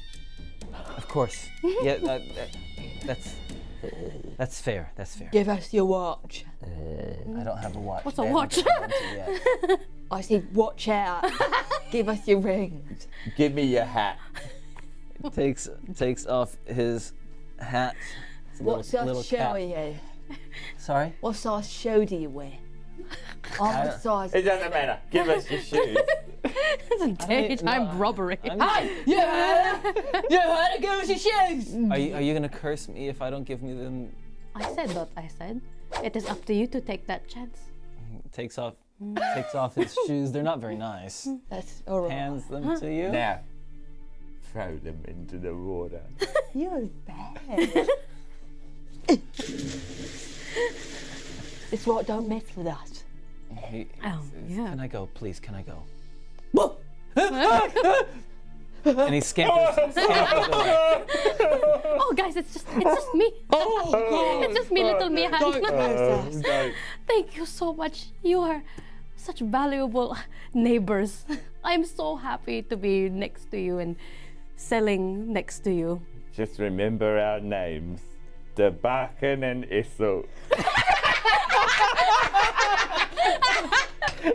No. Vinyl scratch. But he's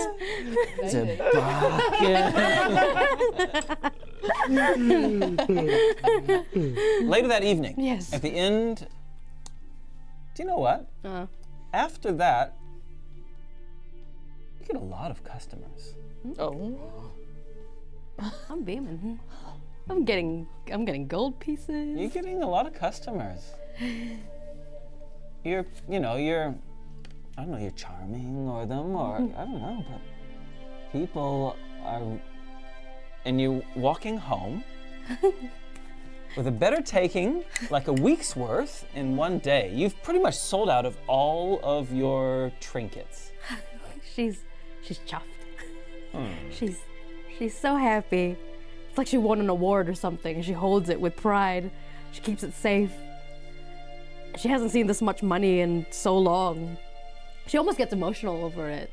And she said, I might be able to move out. Like I can get a better place. And she's just muttering to herself, and I can have a better life than this. And coming around the corner of one of the buildings, sitting next to one of the rain barrels that catches water from the roofs, is a stooped old man, wrinkled man. Hello, friend. He says, "Did you like what I gave you?" I love it. It is probably the best thing that's ever happened to me. It can be that way every day. Every day? Every Are you sure? Every day. I don't understand. Why would you help someone like me? We will help each other. Oh, what do you need?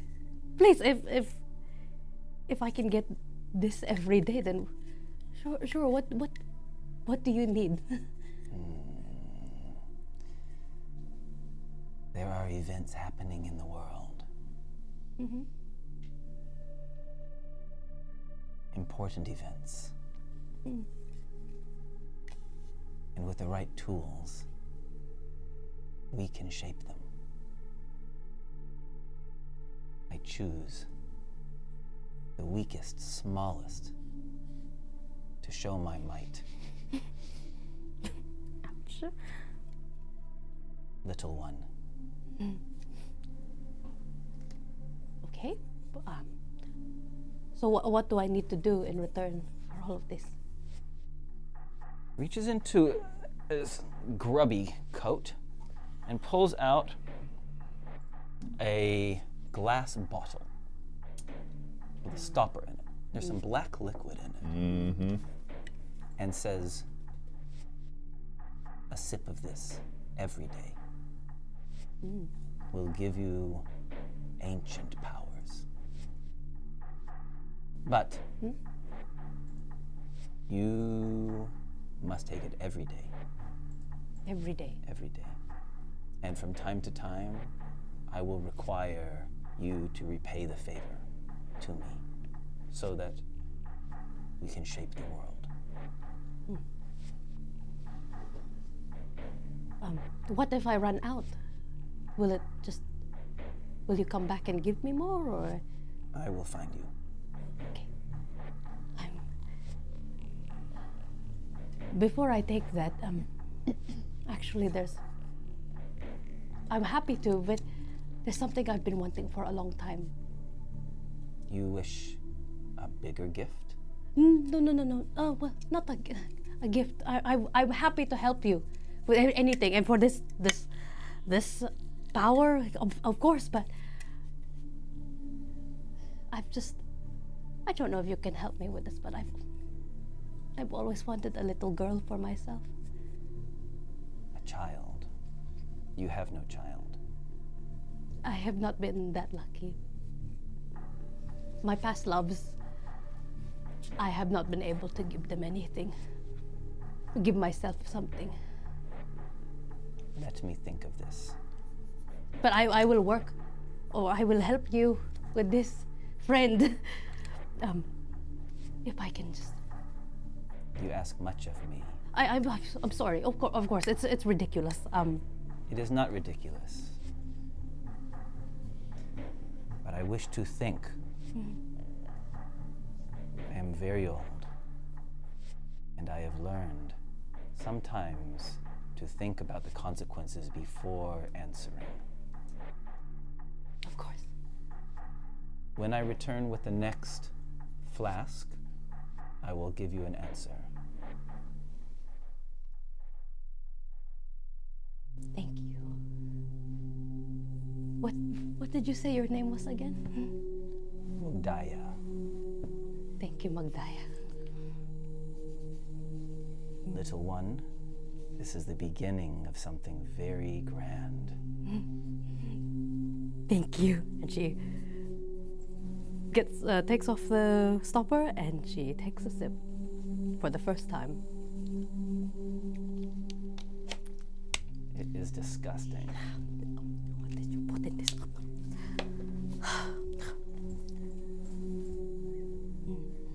And with that, we come back to our present day. I think that. Okay, all right, back in the market. Back in the market. All right, Reef. Well, nothing to say about that. Yeah. No. I think as everyone's kind of looking around, Reef looks towards kind of like the fishmongers and the people selling like seashells, and she just briefly thinks of Shark and the fact that she always said that she was going to take Reef here because here is where they could make the most money doing what they do.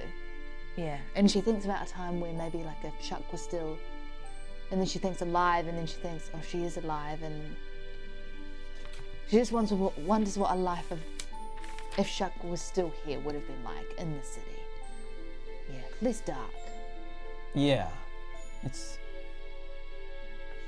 there's a lot more guards around. You notice that. The houses look a little nicer than Tide Safe, to be honest. It just kind of looks like a city of possibilities. It's just like it's buzzing. There's a lot happening. There's opportunities, and yeah. The procession makes its way through Centauro, through some gates of a stone wall that surrounds the castle, up a hill, and the castle's before you. In the castle, basically, you're all given room in the castle. No, I take my dog in. No, your dog is not allowed in the castle, but they have kennels. I sleep with it. Okay.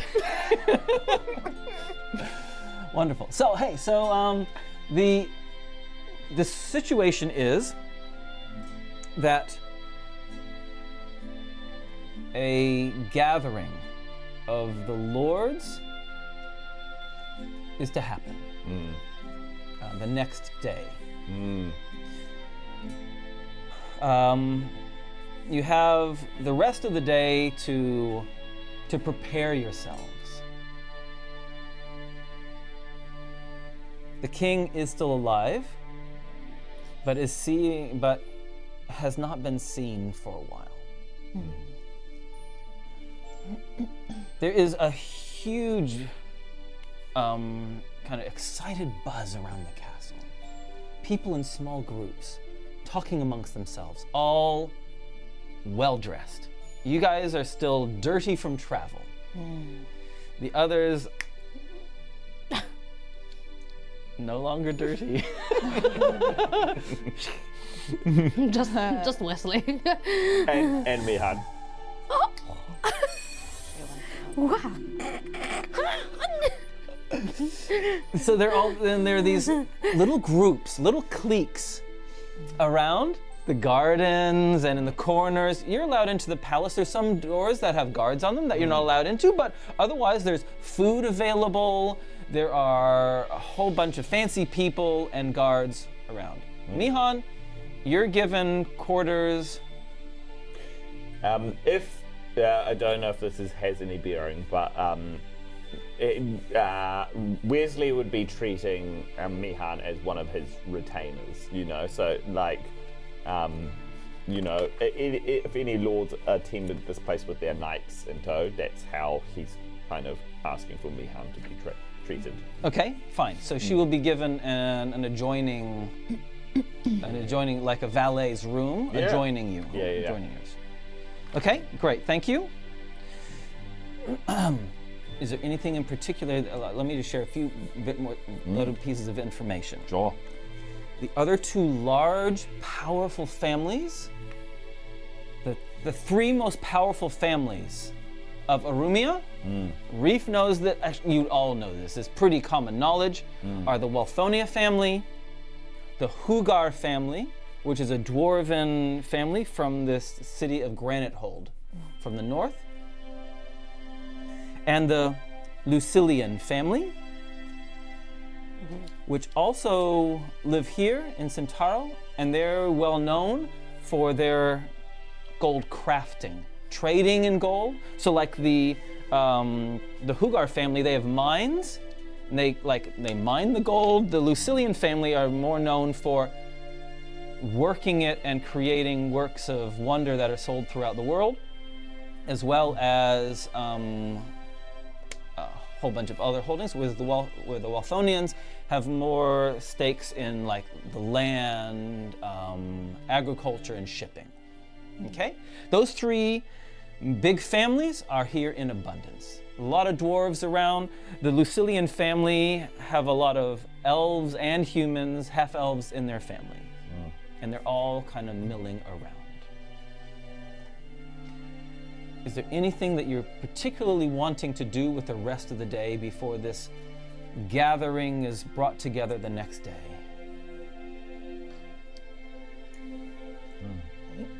Reef just, I think she fills her day with, those like big things that you take off a dish.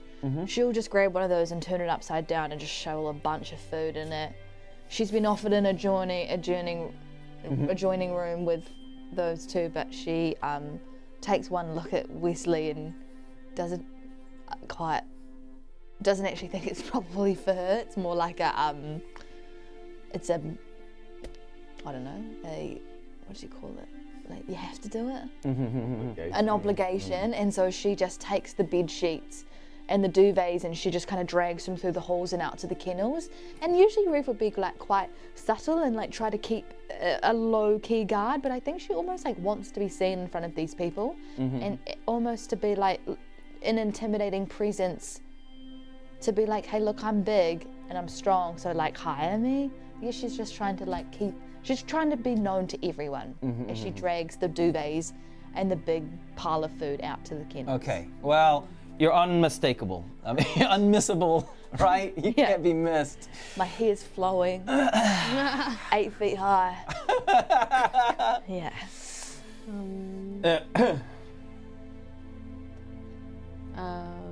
Wezley wants to, at some point, go find his sister. Okay, well, let's do that scene now. So, in the kennel, you set up your little your little camp out. Yeah, mainly for the dog. I'm just kind of ripping the like pillows apart and making like a little fort for it to like sit in, so it's nice and comfy, and I'm tending to its leg and feeding it stuff. And she got a big hole in her heart now where Shuckin, kind of Wezley has gone, and she just fills it with her dog now. Okay. Yeah. So the kennels, just to give it a little bit of sense, the royal family has a lot of dogs. Okay, and the kennels are well attended. They have staff that look after their dogs. Okay, and the kennel that your dog's been put in has its own little run. It's a nice caged area. You find your sister in there. Knock, knock. There's not a door on this cage, Wezley. I know, that's why I had to articulate knock, knock.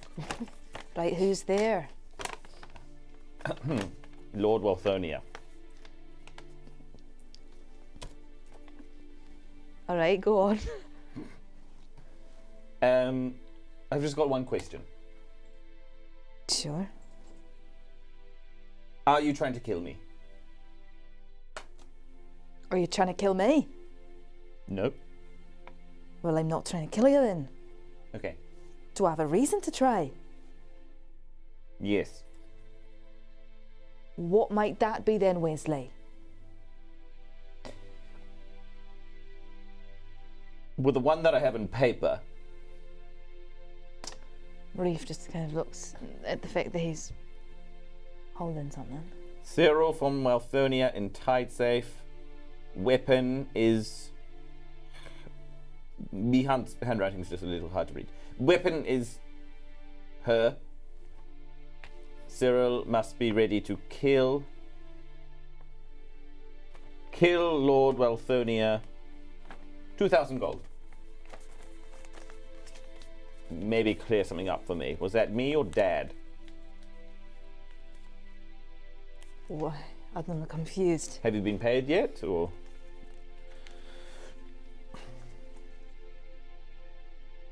No. You know, it made more sense to me when you were doing it out of anger, but to find out that you were contracted to do it does make it sting a little. Wezley, there's things that you don't really understand. I admit that. I think that... I don't know, but I think that someone put a hit on you. And I kind of thought it was your father.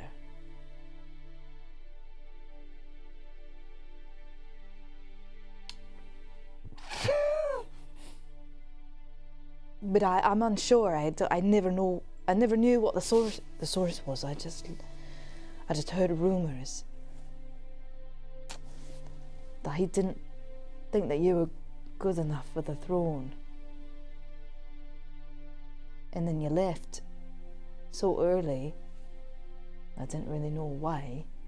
Thought you may have done something bad. And then they put a hit on you. But I wasn't going to do it.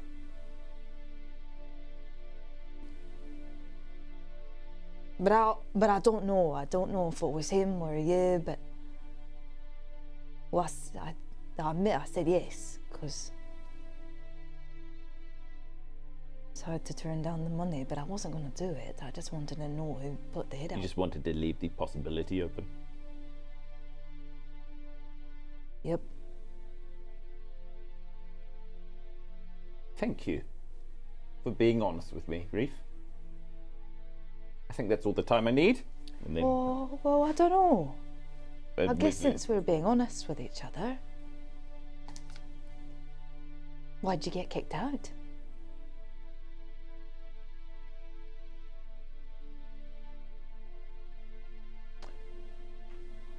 I tried to bring someone back to life. Aye. That's not surprising. How'd it go? Not well. Right. Been a long time. Yeah, I remember your first. So you got caught this time. Oh yeah, No one to blame it on. not this time. Right. Aye, well... Good on ya. Oh, well, Reef doesn't know what she did that. I mean... Wezley, I don't, I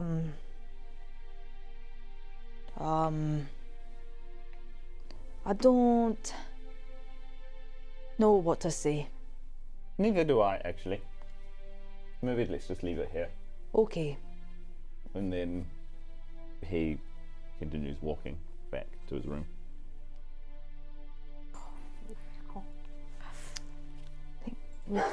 Yeah, turns to the dog and goes, "Why, you're the only person I feel like talking to these days. It's like I get all tongue-tied. I feel I've got dog poison on my tongue. Why can't I just tell him how I feel? Right? Because I do love him, I do. Like, but I don't trust him. Like, Breaks, how do you trust someone? How did you... Do you trust me? Right, it's got to be earned, you're right. I don't know, Breaks. Let's just sleep on it, alright? Alright, good dog. The throughout the rest of the evening, so many people come looking to talk to you, Wezley. Oh. Yeah, he won't reject them. It's all about who's the most worthy candidate to to be the new king. Because although the king has appointed a nephew, the nephew had an accident, a riding accident, and took a blow to the head some years ago. And is commonly acknowledged that hasn't been the same since, and has had a serious head injury, and so people don't like that choice. And ultimately, it's up to the decision of the lords to ratify and appoint the next successor. The king's wishes, of course, have weight, and he has never changed his will. But there is a lot of conversations with you about who you might give support to. The Lucilian family offer significant trade incentives for your family. There is no doubt about it that the Lord and Lady of the Lucilian family are very smart, diplomatic people. There's no doubt about it. The word cunning might be used. Yeah. The Hugar family are much more blunt. They wouldn't mind having their lord on the throne either. They hold a grudge against the Lucilian family because of a betrayal of trust that happened some 100 years ago, which to no one else other than the dwarves makes any sense of why you'd hold a grudge that long. It is pretty clear to you in all the interactions that no one is considering you for the office. In that, I guess Wezley hadn't either. they're offering to give you to form alliances for your vote. The Hugar family claim that they have stability. They have the welfare of people in mind. The Lucilian family, they just know a lot more about making money. And they say that they can bring a lot more money into the nation. And that helps everyone. Anyway.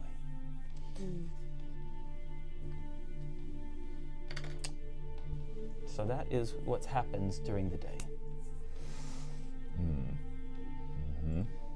Okay. Yeah, I think Wezley's exhausted by this, but also he, I think he enjoys elements of the game. Yeah. He's a good speaker, and he can be a good actor as well. He can be a deceiver. So he gets a bit of a rush from playing the game, and at the end of the day, he's at his room, and he kind of invites Mihan to kind of sit in with him, as he's kind of sitting in a chair, and he's like, "Well, that was tiring and exhilarating. You are suddenly a very busy man. Yeah, sorry, I've had no time at all for you today, Mihan." That's all right. I've been having a lot of good times in my own room, just making more money.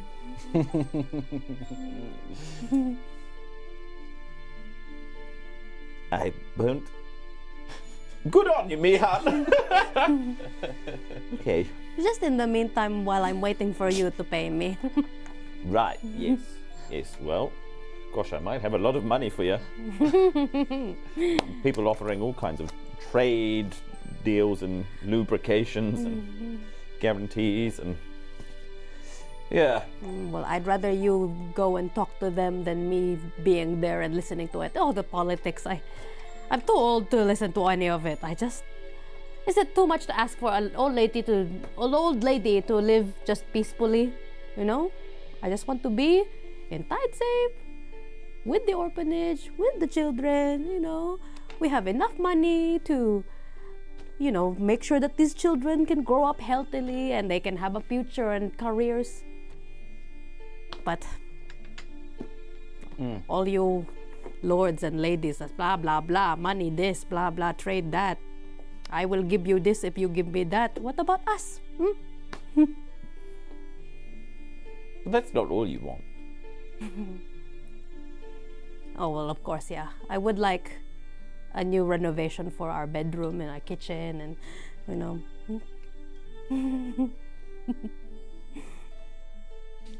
The next day, trumpets announce after breakfast, trumpets announce the gathering in the grand hall. Oh. Each lord is allowed to bring one and only one attendant into the hall, so only one courtier may attend. As well, to be able to bring you drinks and these things. Right. So, Cyril, Wezley, you are expected to attend. This is why you are here. Is it? I mean, but does the Lord have to choose the attendant? No, you are the descendant of through your mother. So I get to choose someone to attend. You get to choose someone to attend. Great. Who you want to choose someone? Shame Ātukaan's not here, right? Yeah, I think Reef's out, like, thinking she hears the trumpets and she's looking at her dog and she's like, yeah, I know I have to go. I suppose I have been feeling a little bit lonely. It's not that you're not good company, I just kind of miss talking to a person who can talk with words back. Fine, I guess. She looks at Brick's water bowl and she kind of just splashes it on her face. She just splashes a little bit on her armpits. And then she kind of like takes off her cloak and she leaves it on the back of Brick's cloak. Just a kid. And then as she walks into the palace door, she looks to the side and she sees like a big fancy curtain. She just gives it a yank. She just kind of wraps it around herself. Okay. And she thinks that like this does look like pretty fancy. Yeah, man. And if she did want to go camouflage, she could just like camouflage as one of the other kids. Exactly. She's So thinking good. ahead, it's like, you know. Well, she's resourceful. And she's kind of like, before she goes, I think she looks at one of the she looks at a lady that's tending to one of the dogs, and she goes, "You hungry? Do you want to join me for dinner?" She says, Well, it's not just me. There'll be other people there. It's just like in the kingdom and whatnot. It's not just going to be me. You don't have to talk to me if you don't want. You just sit beside me, just like for a free meal. She looks at her dog. She's like, "What the hell?" So this woman that's looking after the dog says, "You want me to be your attendant?" You don't have to come if you don't want. Oh no! I'm just confused. I don't have anything to. I don't have anything to wear. Oh. I just have this. Oh look. No, I think yeah. She takes off her curtain and she rips the end off, and she kind of like fastens it into like a little boob tube with like a little like over the She's a shoulder number. fashionista, wow. And she kind of just like puts it, and she's like, "I don't know if you want to wear this, but like." And then she gets says- like the handcuffs out of her bag and she like perfect! stabs one end and just kind of ties it around the other and okay. fastens Like a it. halter, like Yeah. kind of like She says, she turns to you and she says, This is one of the most generous offers that anyone has ever given me. To be honest, I would feel so uncomfortable in there. I'm not used to being around all those fancy people. Would you look at me? I'm wearing a curtain. Yeah, but at least you're supposed to be there. Yeah, but maybe if we went together, we could just talk about how lame everyone is. And maybe we could talk about dogs. I guess with this one, I'm new parent and I just need a few tips, I guess. It's not because I like you. Does it look like I'm just thinking. I feel very nervous. No, it's fine. Like, I don't want to pressure you, obviously. Okay, that's fine. Sure. Yep. Okay. Sure. Why not? Really? Sure. Why not? Why not? Right. That's not even a big deal. I'm just like, thank you. And We should at least know each other's names. Janelle. That's a nice name. Your name? Oh, Ray for a second considers saying Cyril? And she goes, oh, just call me the mouse, all right? The mouse? The mouse. Okay. The mouse. And if anyone asks, that's what my name is, all right? You don't have to spread it or anything, but if anyone asks, Okay. it's the mouse. All right. Okay. Okay. All right, after me, I'll go first. I'll go in. And What's her name? Janelle. Janelle. You guys go in. Wezley, Mihan, you're already there, right? Yeah. Yeah. How you dressed? I'm the attendant. Yeah, Wesley says, rise and shine. What do I have to do at this gathering? What do I? Don't say anything and don't do anything. All right. Well- Yes, Your Majesty, Your Lordship. She mockingly takes a bow. That's good. That's good practice, I suppose. Yes. Yeah, more of that. And then hopefully this thing is over in due course. Well, let me decorate myself with my best pearls and my best marbles, and I've got all. And she's like putting it in her hair, making sure that she's got jewelry around and she's got rings. I like how much you'll stand out. You're in the there, and you guys have got, by rank alone, prime seats. Wow. Chairs have been set out for the most highest ranking lords, and everyone else is standing. Attendants are standing, but can stand behind the people that they are attending.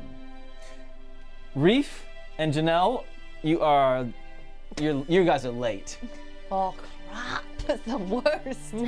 Oh, I think, yeah, Reef and Janelle, I think they're talking quite loud, like, oh yeah, right, and the dog, that meaty bits. Yeah. And she says, And the colors, choke colors seem really mean, but actually they're not. oh shite. Wesley, it looks down like the tables at his sister. Is she wearing a curtain? She kind of like looks think she is. Wesley. And she's slaying it. She just like holds onto Janelle's arm and she goes, don't worry. And she like waves at Wesley. It's to kind of like show the rest of the party that she knows someone. And so she kind of like, Wesley. It's me, Wesley. And Wesley's like, am I insane? That's kind of, there's just the look he gives. Have I gone mad? No, you have not gone mad. Mihan's giving that look back, like, no, I see her too. And she just kind of grabs Janelle and just like almost drags her, guessing she doesn't look like she wants to come in, drags her over to the seat, and she just kind of like tries to do like intimidating glares at people. Yeah. So they don't look at you. They're deliberately not looking at you. And then she sits right now next to Wesley. At the front of the grand hall. You're supposed to be at your seat. Oh, I thought this was my seat. Why is it empty? There's names. You must. And the person next to you says, it's fine, and swaps names. And it's fine. Thank you. It's all right. Janelle just like pops in next to me. Janelle stands behind you looking, and she tries to make herself as small as she can, which thankfully you provide plenty of opportunity. So she just kind of slinks down. Wesley feels like he's gone Absolutely. insane. He's like, suddenly his sister's talking to him, and so they're good old chums. So he's Mihan almost puts like a hand in between, like almost like she thinks that Reaf was about to kill him in that moment. And it was just like, oh, okay. And she just puts it on Wezley's shoulder. Just take a breath. It is okay. Reef just looks over, she goes, I know you don't like me, Wezley, I'm just nervous. And can you just do me a favor and make me look cool in front of the lady next to me, please? Don't look at her! God, you're embarrassing me. Look, I'll owe you one, all right?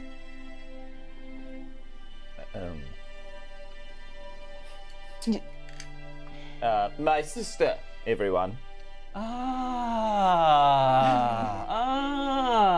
And they bow to you.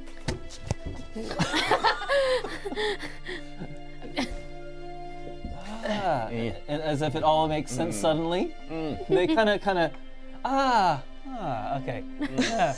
They're related? She's a very good rider, this one. At the front of the room is the throne.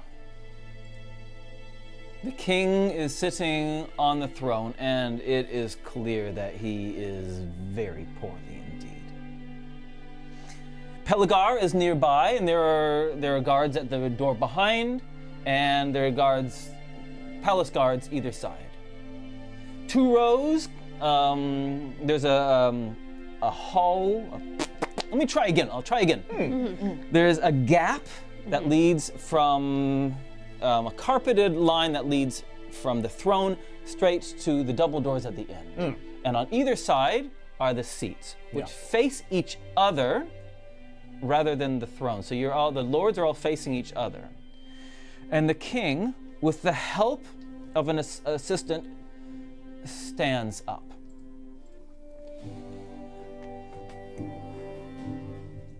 Everyone else around you stands in respect as well. Yeah. And bows their heads.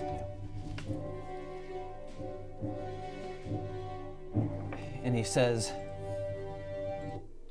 we have come to determine succession. The process is an ancient one.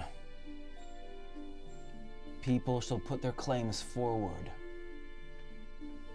At the end of the evening, a vote will take place. Who would wish to speak first?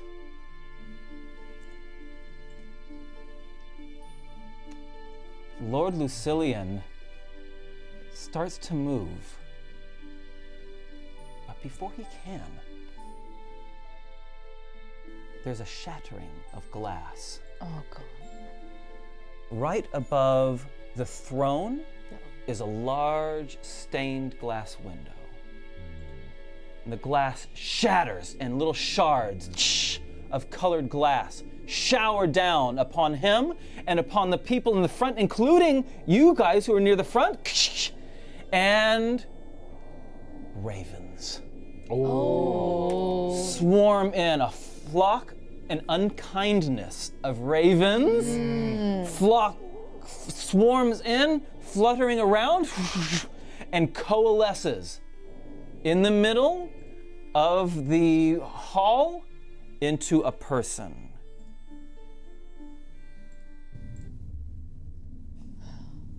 With antlers on its head, his head. Dirty green robes. Reef instinctively, without even thinking, puts her hand in front of Wezley, just in preparation for what he might say. Great, thank you. Real fast, Wezley. Yeah, Wezley kind of like retreats behind his sister a bit. Yeah. But Mihan tries to stop Reef from what she thinks is attacking Wezley, but also tries to protect Wezley. Okay, so we've got like a combination. Everyone's protecting Wezley. Mihan kind of looks at Reef and like, what are you doing? And the man in the cloak surveys everyone and says, so convenient to have all of you in the same place. Oh, snap. Okay. Oh no. It is time for the old ways to return. The clouds outside, the very weather seems to change as he says this. And he says, you are all no longer needed. Vordun, the way of the old ones has come to wipe you away. For the crimes committed so many centuries ago. Committed but not forgotten. The king stands up and says, seize that man! Pelagar rushes forward. Oh, Anyone else doing anything? Oh, I think no. Reef gets up and she just immediately grabs Janelle and Wezley and ushers to Mihan, and she just looks for the nearest window. Is there one or door or exit? The nearest door is on the way you came in. Yeah. And then there are two small doors flanking left and right on the side of where the throne is. Similar to the setup in Porto Rosa, where there are private chambers beyond where the throne is. Yeah, same situation. Okay, so you're grabbing Wezley, and what are you trying to do? And Janelle, I think she's trying to grab them to flee, going towards whatever door is closest out of this area. Okay, Wezley, what are you doing? Yeah, he'll be dragged along happily. Okay. And Mihan, are you grabbing on her? yeah, Mihan's following. Yeah, Mihan wants to flee as well. Because this guy is not good news at all. He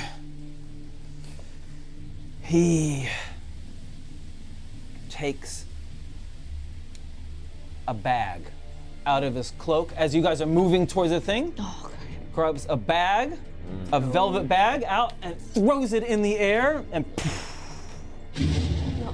around the room, this black, glittery dust falls, and you hear a grating sound.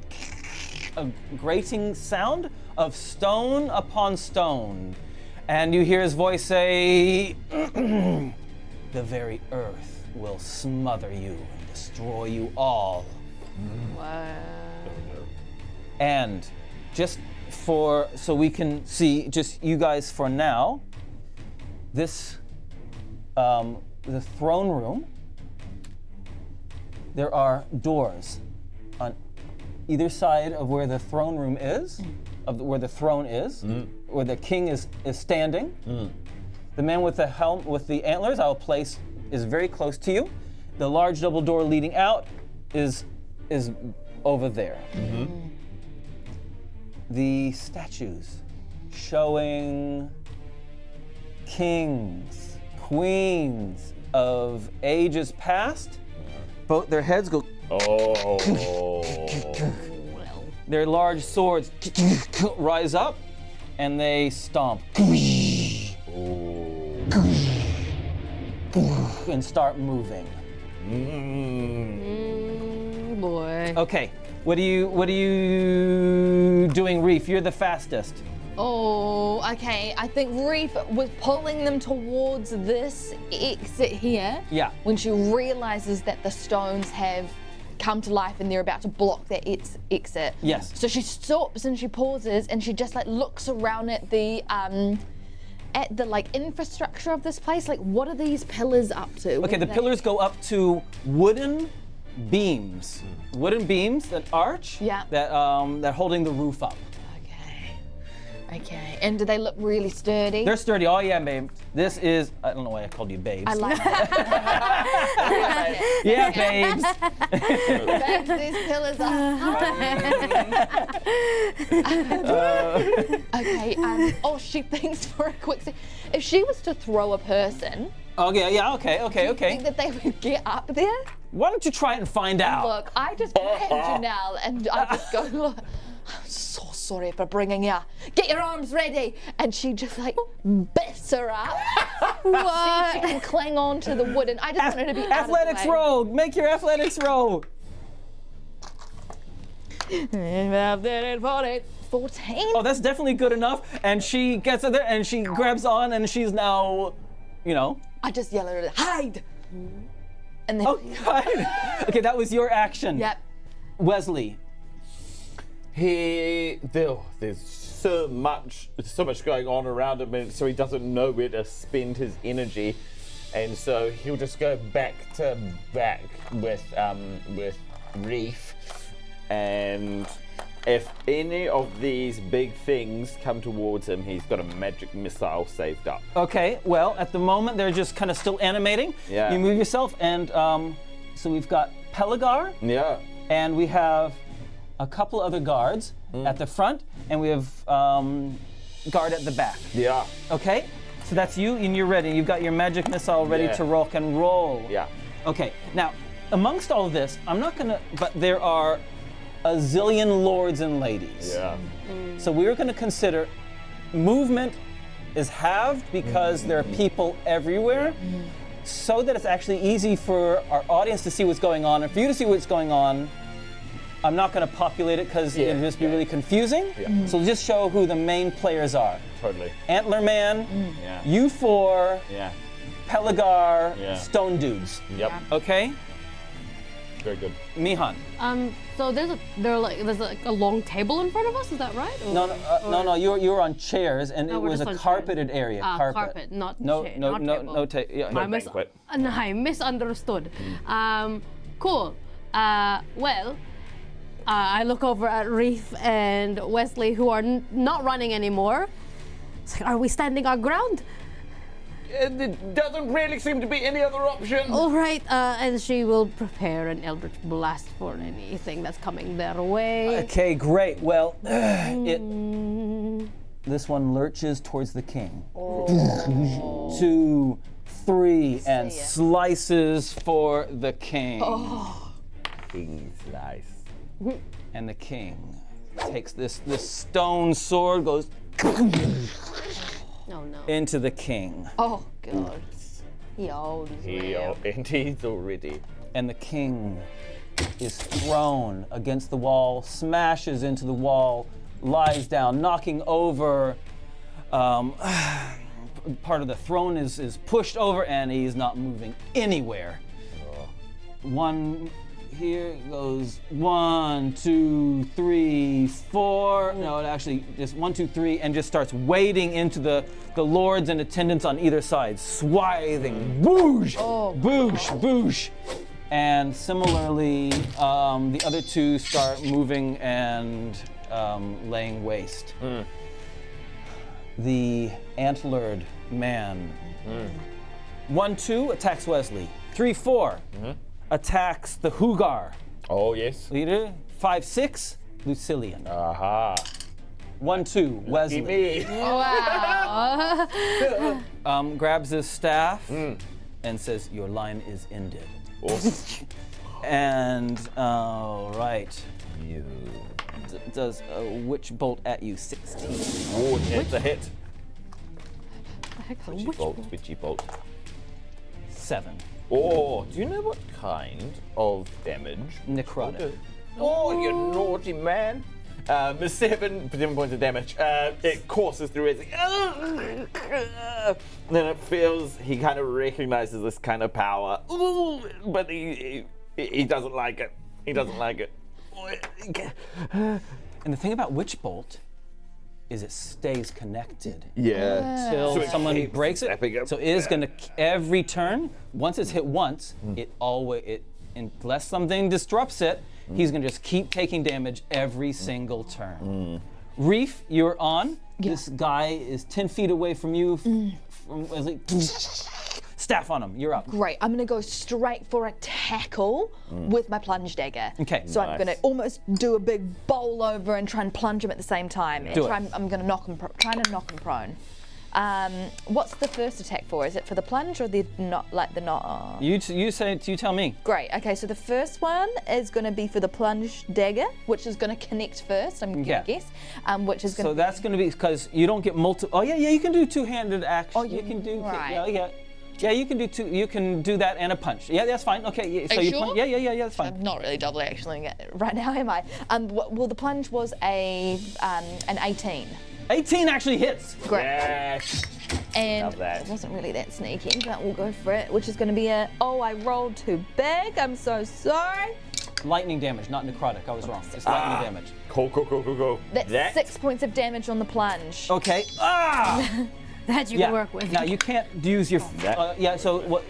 Make your roll, but you won't be able to push him over like that. No, that's totally fine. It was a low roll anyway. Okay. I guess I'm just trying to I understand. push him over. Push him out of the way. Control space. Yeah. Got it. Wesley, you've taken 7 hit points of lightning damage. No, I haven't. No, you haven't. Okay. So as I see like this lightning start to like spark between his fingers and a witch bolt incoming, at the very same time, Wesley's never had a chance to actually ever use this, but he like quickly like kind of thumbs a page and then he pulls out like this bit of wire from his pocket and he throws it into the air and he casts absorb elements. Really? And, so as this lightning attack comes in, he channels the lightning into this wire that he threw up, and half the damage goes into the wire, and then half of it goes into him. Cool. Love and, that. and so he only took 4 points of damage. Very good. And And now it's your turn. yeah. And then once the wire is still in his hand, and it starts to sizzle with electricity. And so he has no other way, no other option if he wants to use this. And so with this lightning that begins to crackle within Wesley, he goes, and then he goes bam against this guy. Lightning bolt to the face. Yeah. Lightning punch. What was that? I see a 13 from where I am. Yeah, What is it? so that's 12. 12. He swings at this guy. Well, he has a very terrible armor class, so you hit him. Oh, sweet. Okay, so smack with his fist, which is minus something. I have a -1 to strength, but he also takes 1d6 extra lightning damage. Okay. And how much is a punch? Sorry. 0 to 1.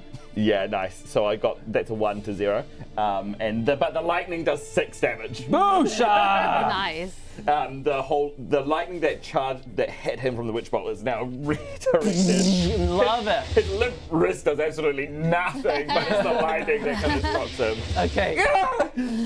And Mihan, Yeah. you can hear behind you screams of nobles and courtiers just being honed down by right behind you, and in front of you there's this big threat. What are you doing? Yes. Well, while you guys have Stagman over there, Mihan, I think, sees the helpless lords and ladies and everyone there, and she wants to, go for an Eldritch Blast on that statue that's nearest to them. Okay. Yep. With an overpowered Eldritch Blast, dirty 20. You hit. Yeah, double. Let's go. 12 plus charisma. That's 15 points of damage on that thing. You destroy Love that. one of its arms, just gets completely blown off. Yes. Yeah.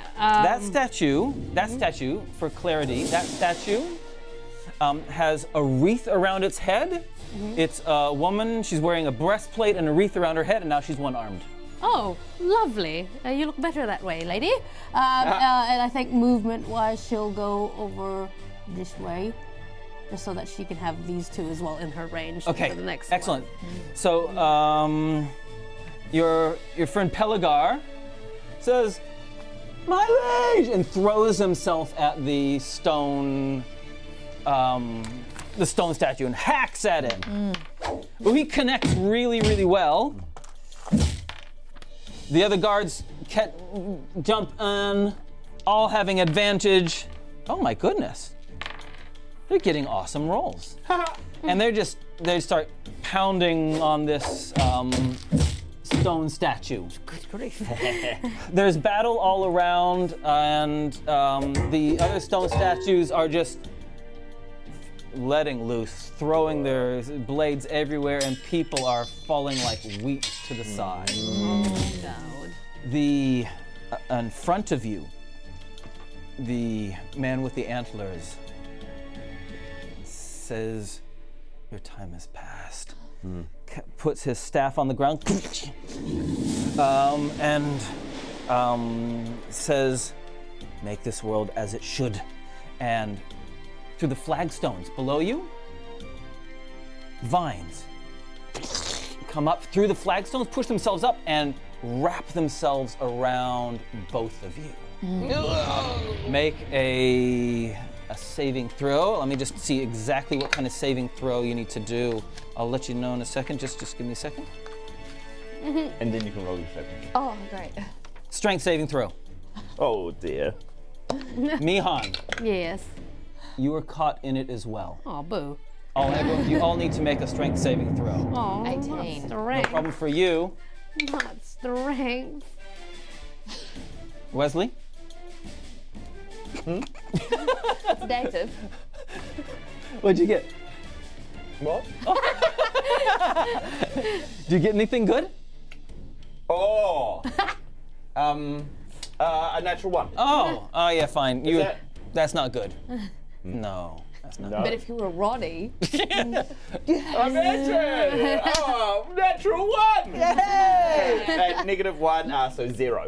You you are completely entangled. You are And strained. as he's kind of like wrapping these fights, he's like, oh, I shouldn't have punched him! Mihan, what'd you get? Is a 10 good? No. Reef is the only one not restrained by them. No! that's because they're probably like only got to my knee. Exactly. Okay, Reef, what you doing? Okay, as soon as I start to see the shrubberies come up our legs, I reach down to my left and grab my rapier, and I don't know what I'm saying with the shrubbery, and shrubbery, I love that. slash at the man in front of me. Yes, great. Oh, it's an 19, 11, 12, 13, 14. 14 hits. Yeah. Yes, I love that. Oh, shoot. Sorry. I'm Oh, it's only 4 points of damage for him. Okay, look. But I'm next one. Oh yeah, sneak attack. Take attack. Yeah. 5 points of damage. Okay, I gave someone the sneak attack. Wesley Yay. and Mihan, the rules of being entangled are you can still do things, but you're at disadvantage because you kind of go like, Yeah. Okay, so everything's at Okay. disadvantage. What are you doing, So Wesley? as And like movement-wise, like Yeah. physical actions. Okay. as his arms are tangled with one hand, he like kind of like flicking through his like book, which is kind of propped up on like a vine. He's like, magic missile, and then yeah, And they unerringly hit. exactly. Despite you being entangled. Exactly, the perfect spell. Now Ooh. 2, 2, and 4, which is 8 plus 3 is 11. Oh my goodness. Wow. Okay, and Mihan. Mihan, because she can't move so well and she's not strong, she's got a -1 on her strength. She just looks right at the stag person and kind of catches his eyes. And when they look at each other, her eye starts to bleed. And she whispers, and she uses her voice and does dissonant whispers instead. So is that the advantage? It would be, except all of a sudden, Don't do this. all of the power, What? all of the power all that boosted power is Gone? gone. Oh! And- Magdaya, what have you done to me? And it doesn't come to you at all. At all? At all. All? Like my powers are gone? Or In this moment, they are. that's cheating, babe. That's I cheating. was saving this moment. What do you? I was saving this moment. My eyes bled for nothing? Exactly. You called on the power, Correct. and the gift has. Anyway, Uh-oh. Like nothing? nothing happens. That's what you get when you make a dark pact. Don't. Wait, says that. No. Pelagar and the two guards are smashing at this stone. Meanwhile, the stone just utterly destroys one of the guards. It gets flying next to you, Mihan and falls into the creeping vines. Join me. And gets Be as useless as me. there's carnage all over the place. The only good thing about doing the entangling is that it meant that the witch bolt didn't continue.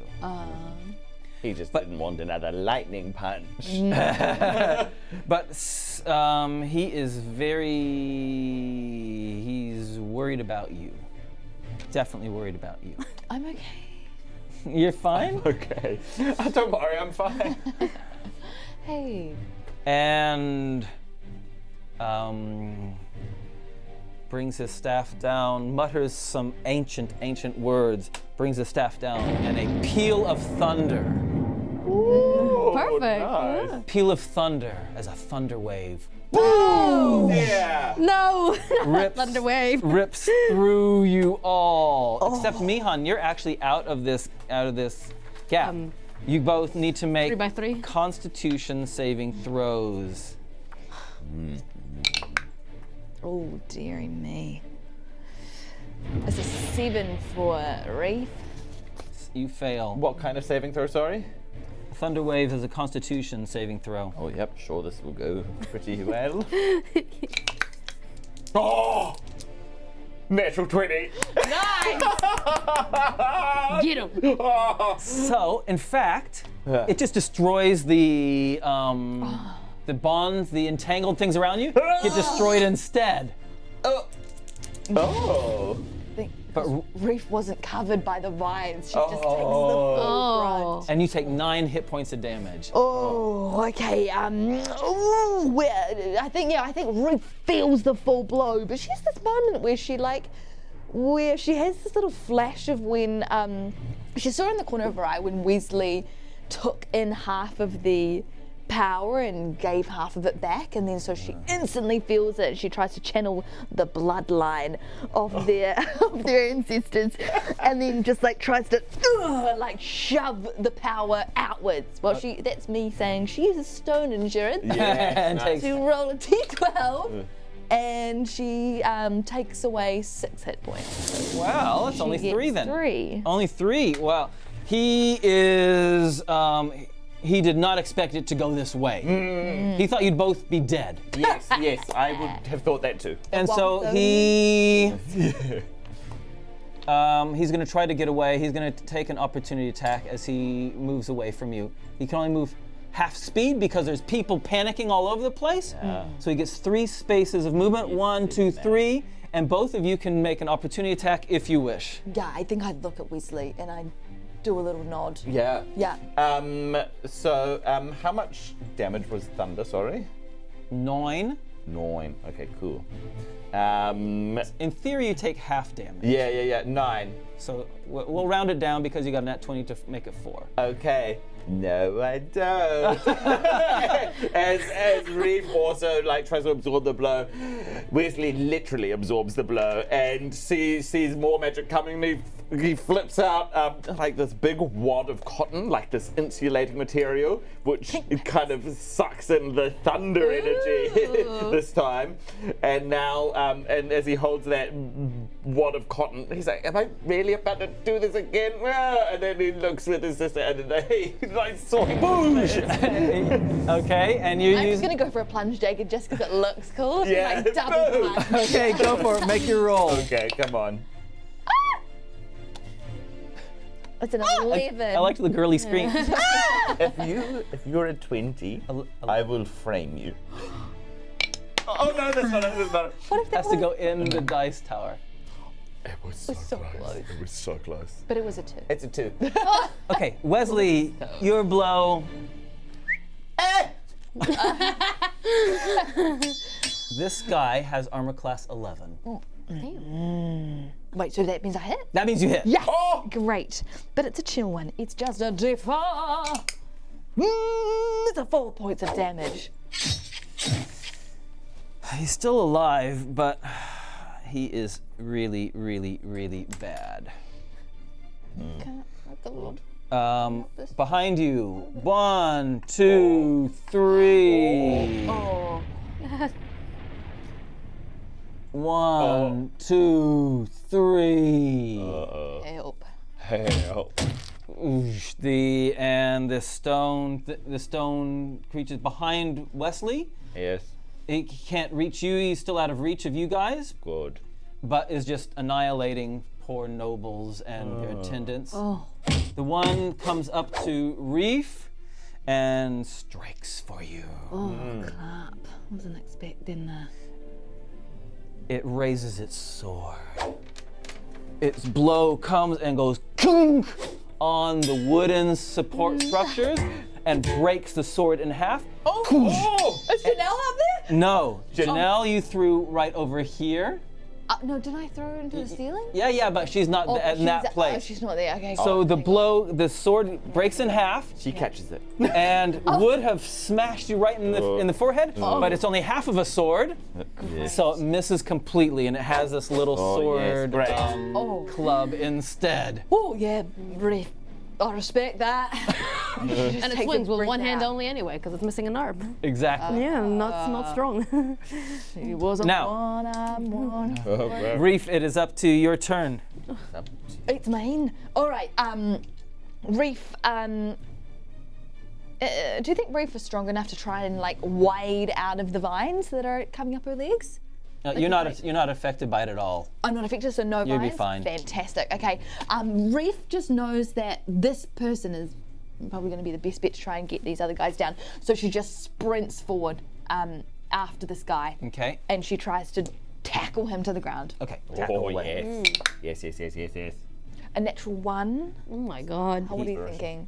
I'm thinking a natural one's really bad. Okay. Are we thinking? Oh yeah. Reef Sure. with her massive shoes, one of them gets caught on one of the vines. Oh, yes. And she just misses him as he goes past, but she knocks herself out. No, she doesn't. Be careful, be careful. Don't say it. And as you run past the statue, it lashes out with its stone hand. Still right, go on. How far's your reach? Its reach is pretty good, and it collects you. Fickle. 7 hit points of damage. Oh, yep. She feels that to the back of the head, and that's half why she goes down so poorly. All right. And I'm lying you down because you're prone, but you're not dead. Great. Wezley, you're still entangled, but Oh no, the thunder. oh, that's right. I'm wrong. With his hands free, he's looking at the man, and he goes to follow after him, and then he sees his sister falls to the ground, and so he just shakes his hand, and then he says, "Get back up, sister," and then he casts Healing Word on her. Thank you so much. Do you want me to do that? I mean, like, if you don't have to waste this spell. Don't worry. Don't worry. 2. 2.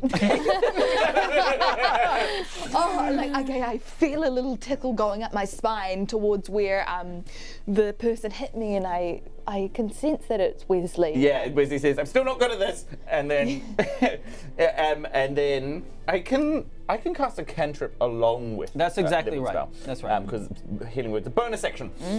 So Wezley actually wants to kind of like move 1, 2. He doesn't yet. There, 2, and then he wants to cast Toll the Dead on this guy. okay. Make your wisdom. You're doing 5. Yes. 2 spells? One's a cantrip. Remember Oh, healing? Yeah. Yes. Yeah, cantrip. Yeah. It is, it's okay. And come on, D12. Good. 8. You told it, and he falls. And then when he falls, he lands on the ground, and he shatters into black fragments. And feathers. Black feathers just rise up and then fall back to the ground. And all the statues around freeze. Are the vines around me gone? And the vines become lifeless. They're still there, but they stop having any strength in them. Yes, Mihan is wiping all the dead vines off of her, and she's panicked. And she looks around to see who's still alive and who's not. Nice work, Wezley. Thanks. Reef instantly looks towards the roof, just to check for Janelle. She's hanging on. No, she's managed to climb up a little bit further and is on the joists and is just kind of straddled it, holding on for dear life and looking down from below. Yeah. Excuse me. She just walks towards Janelle and she holds out her hands. And Janelle gingerly lowers herself up and drops. Sorry about that. That's probably not the most exciting dinner you've ever been to. Exciting, but not the kind I like. No. Also, there wasn't dinner. Aye, true. Around the room, there's wailing and lamentation and tears and crying and shock and despair. King Telezo is dead. A number of others are dead as well, around. You three have fared remarkably well, actually. Yeah, I'm pretty good. Reef looks around for the other, lords, are they both still alive? You mean the Hugar and the Lucilian?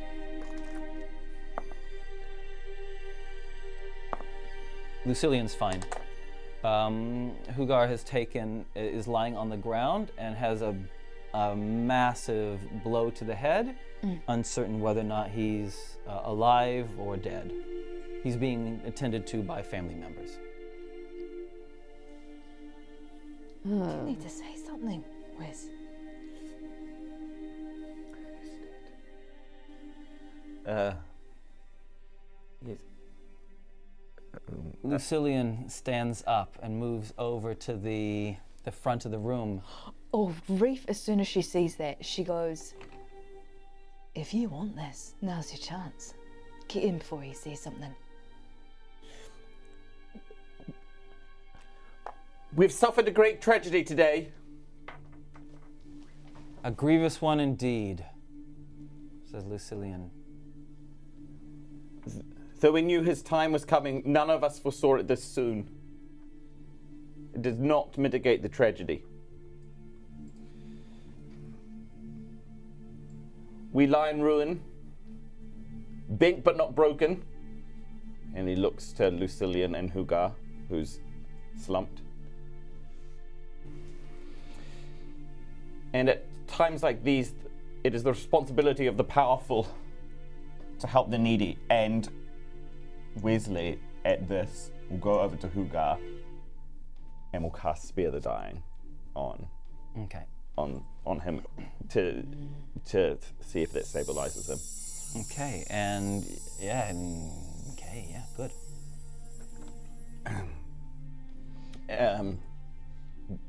We must gather ourselves, and once we are gathered, we must see to our charge, the people.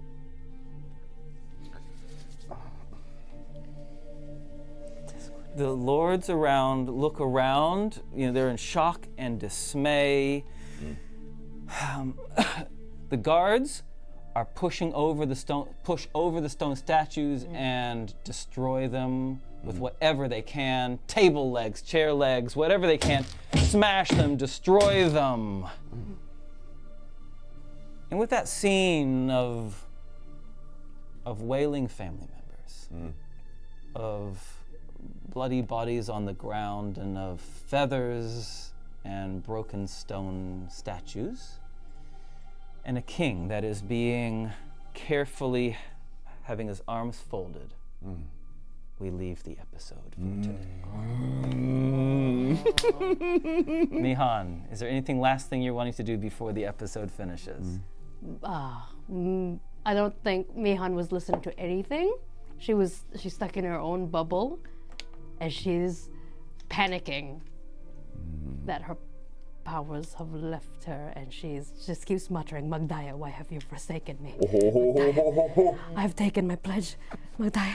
And fade to black on panicked Mihan on the ground.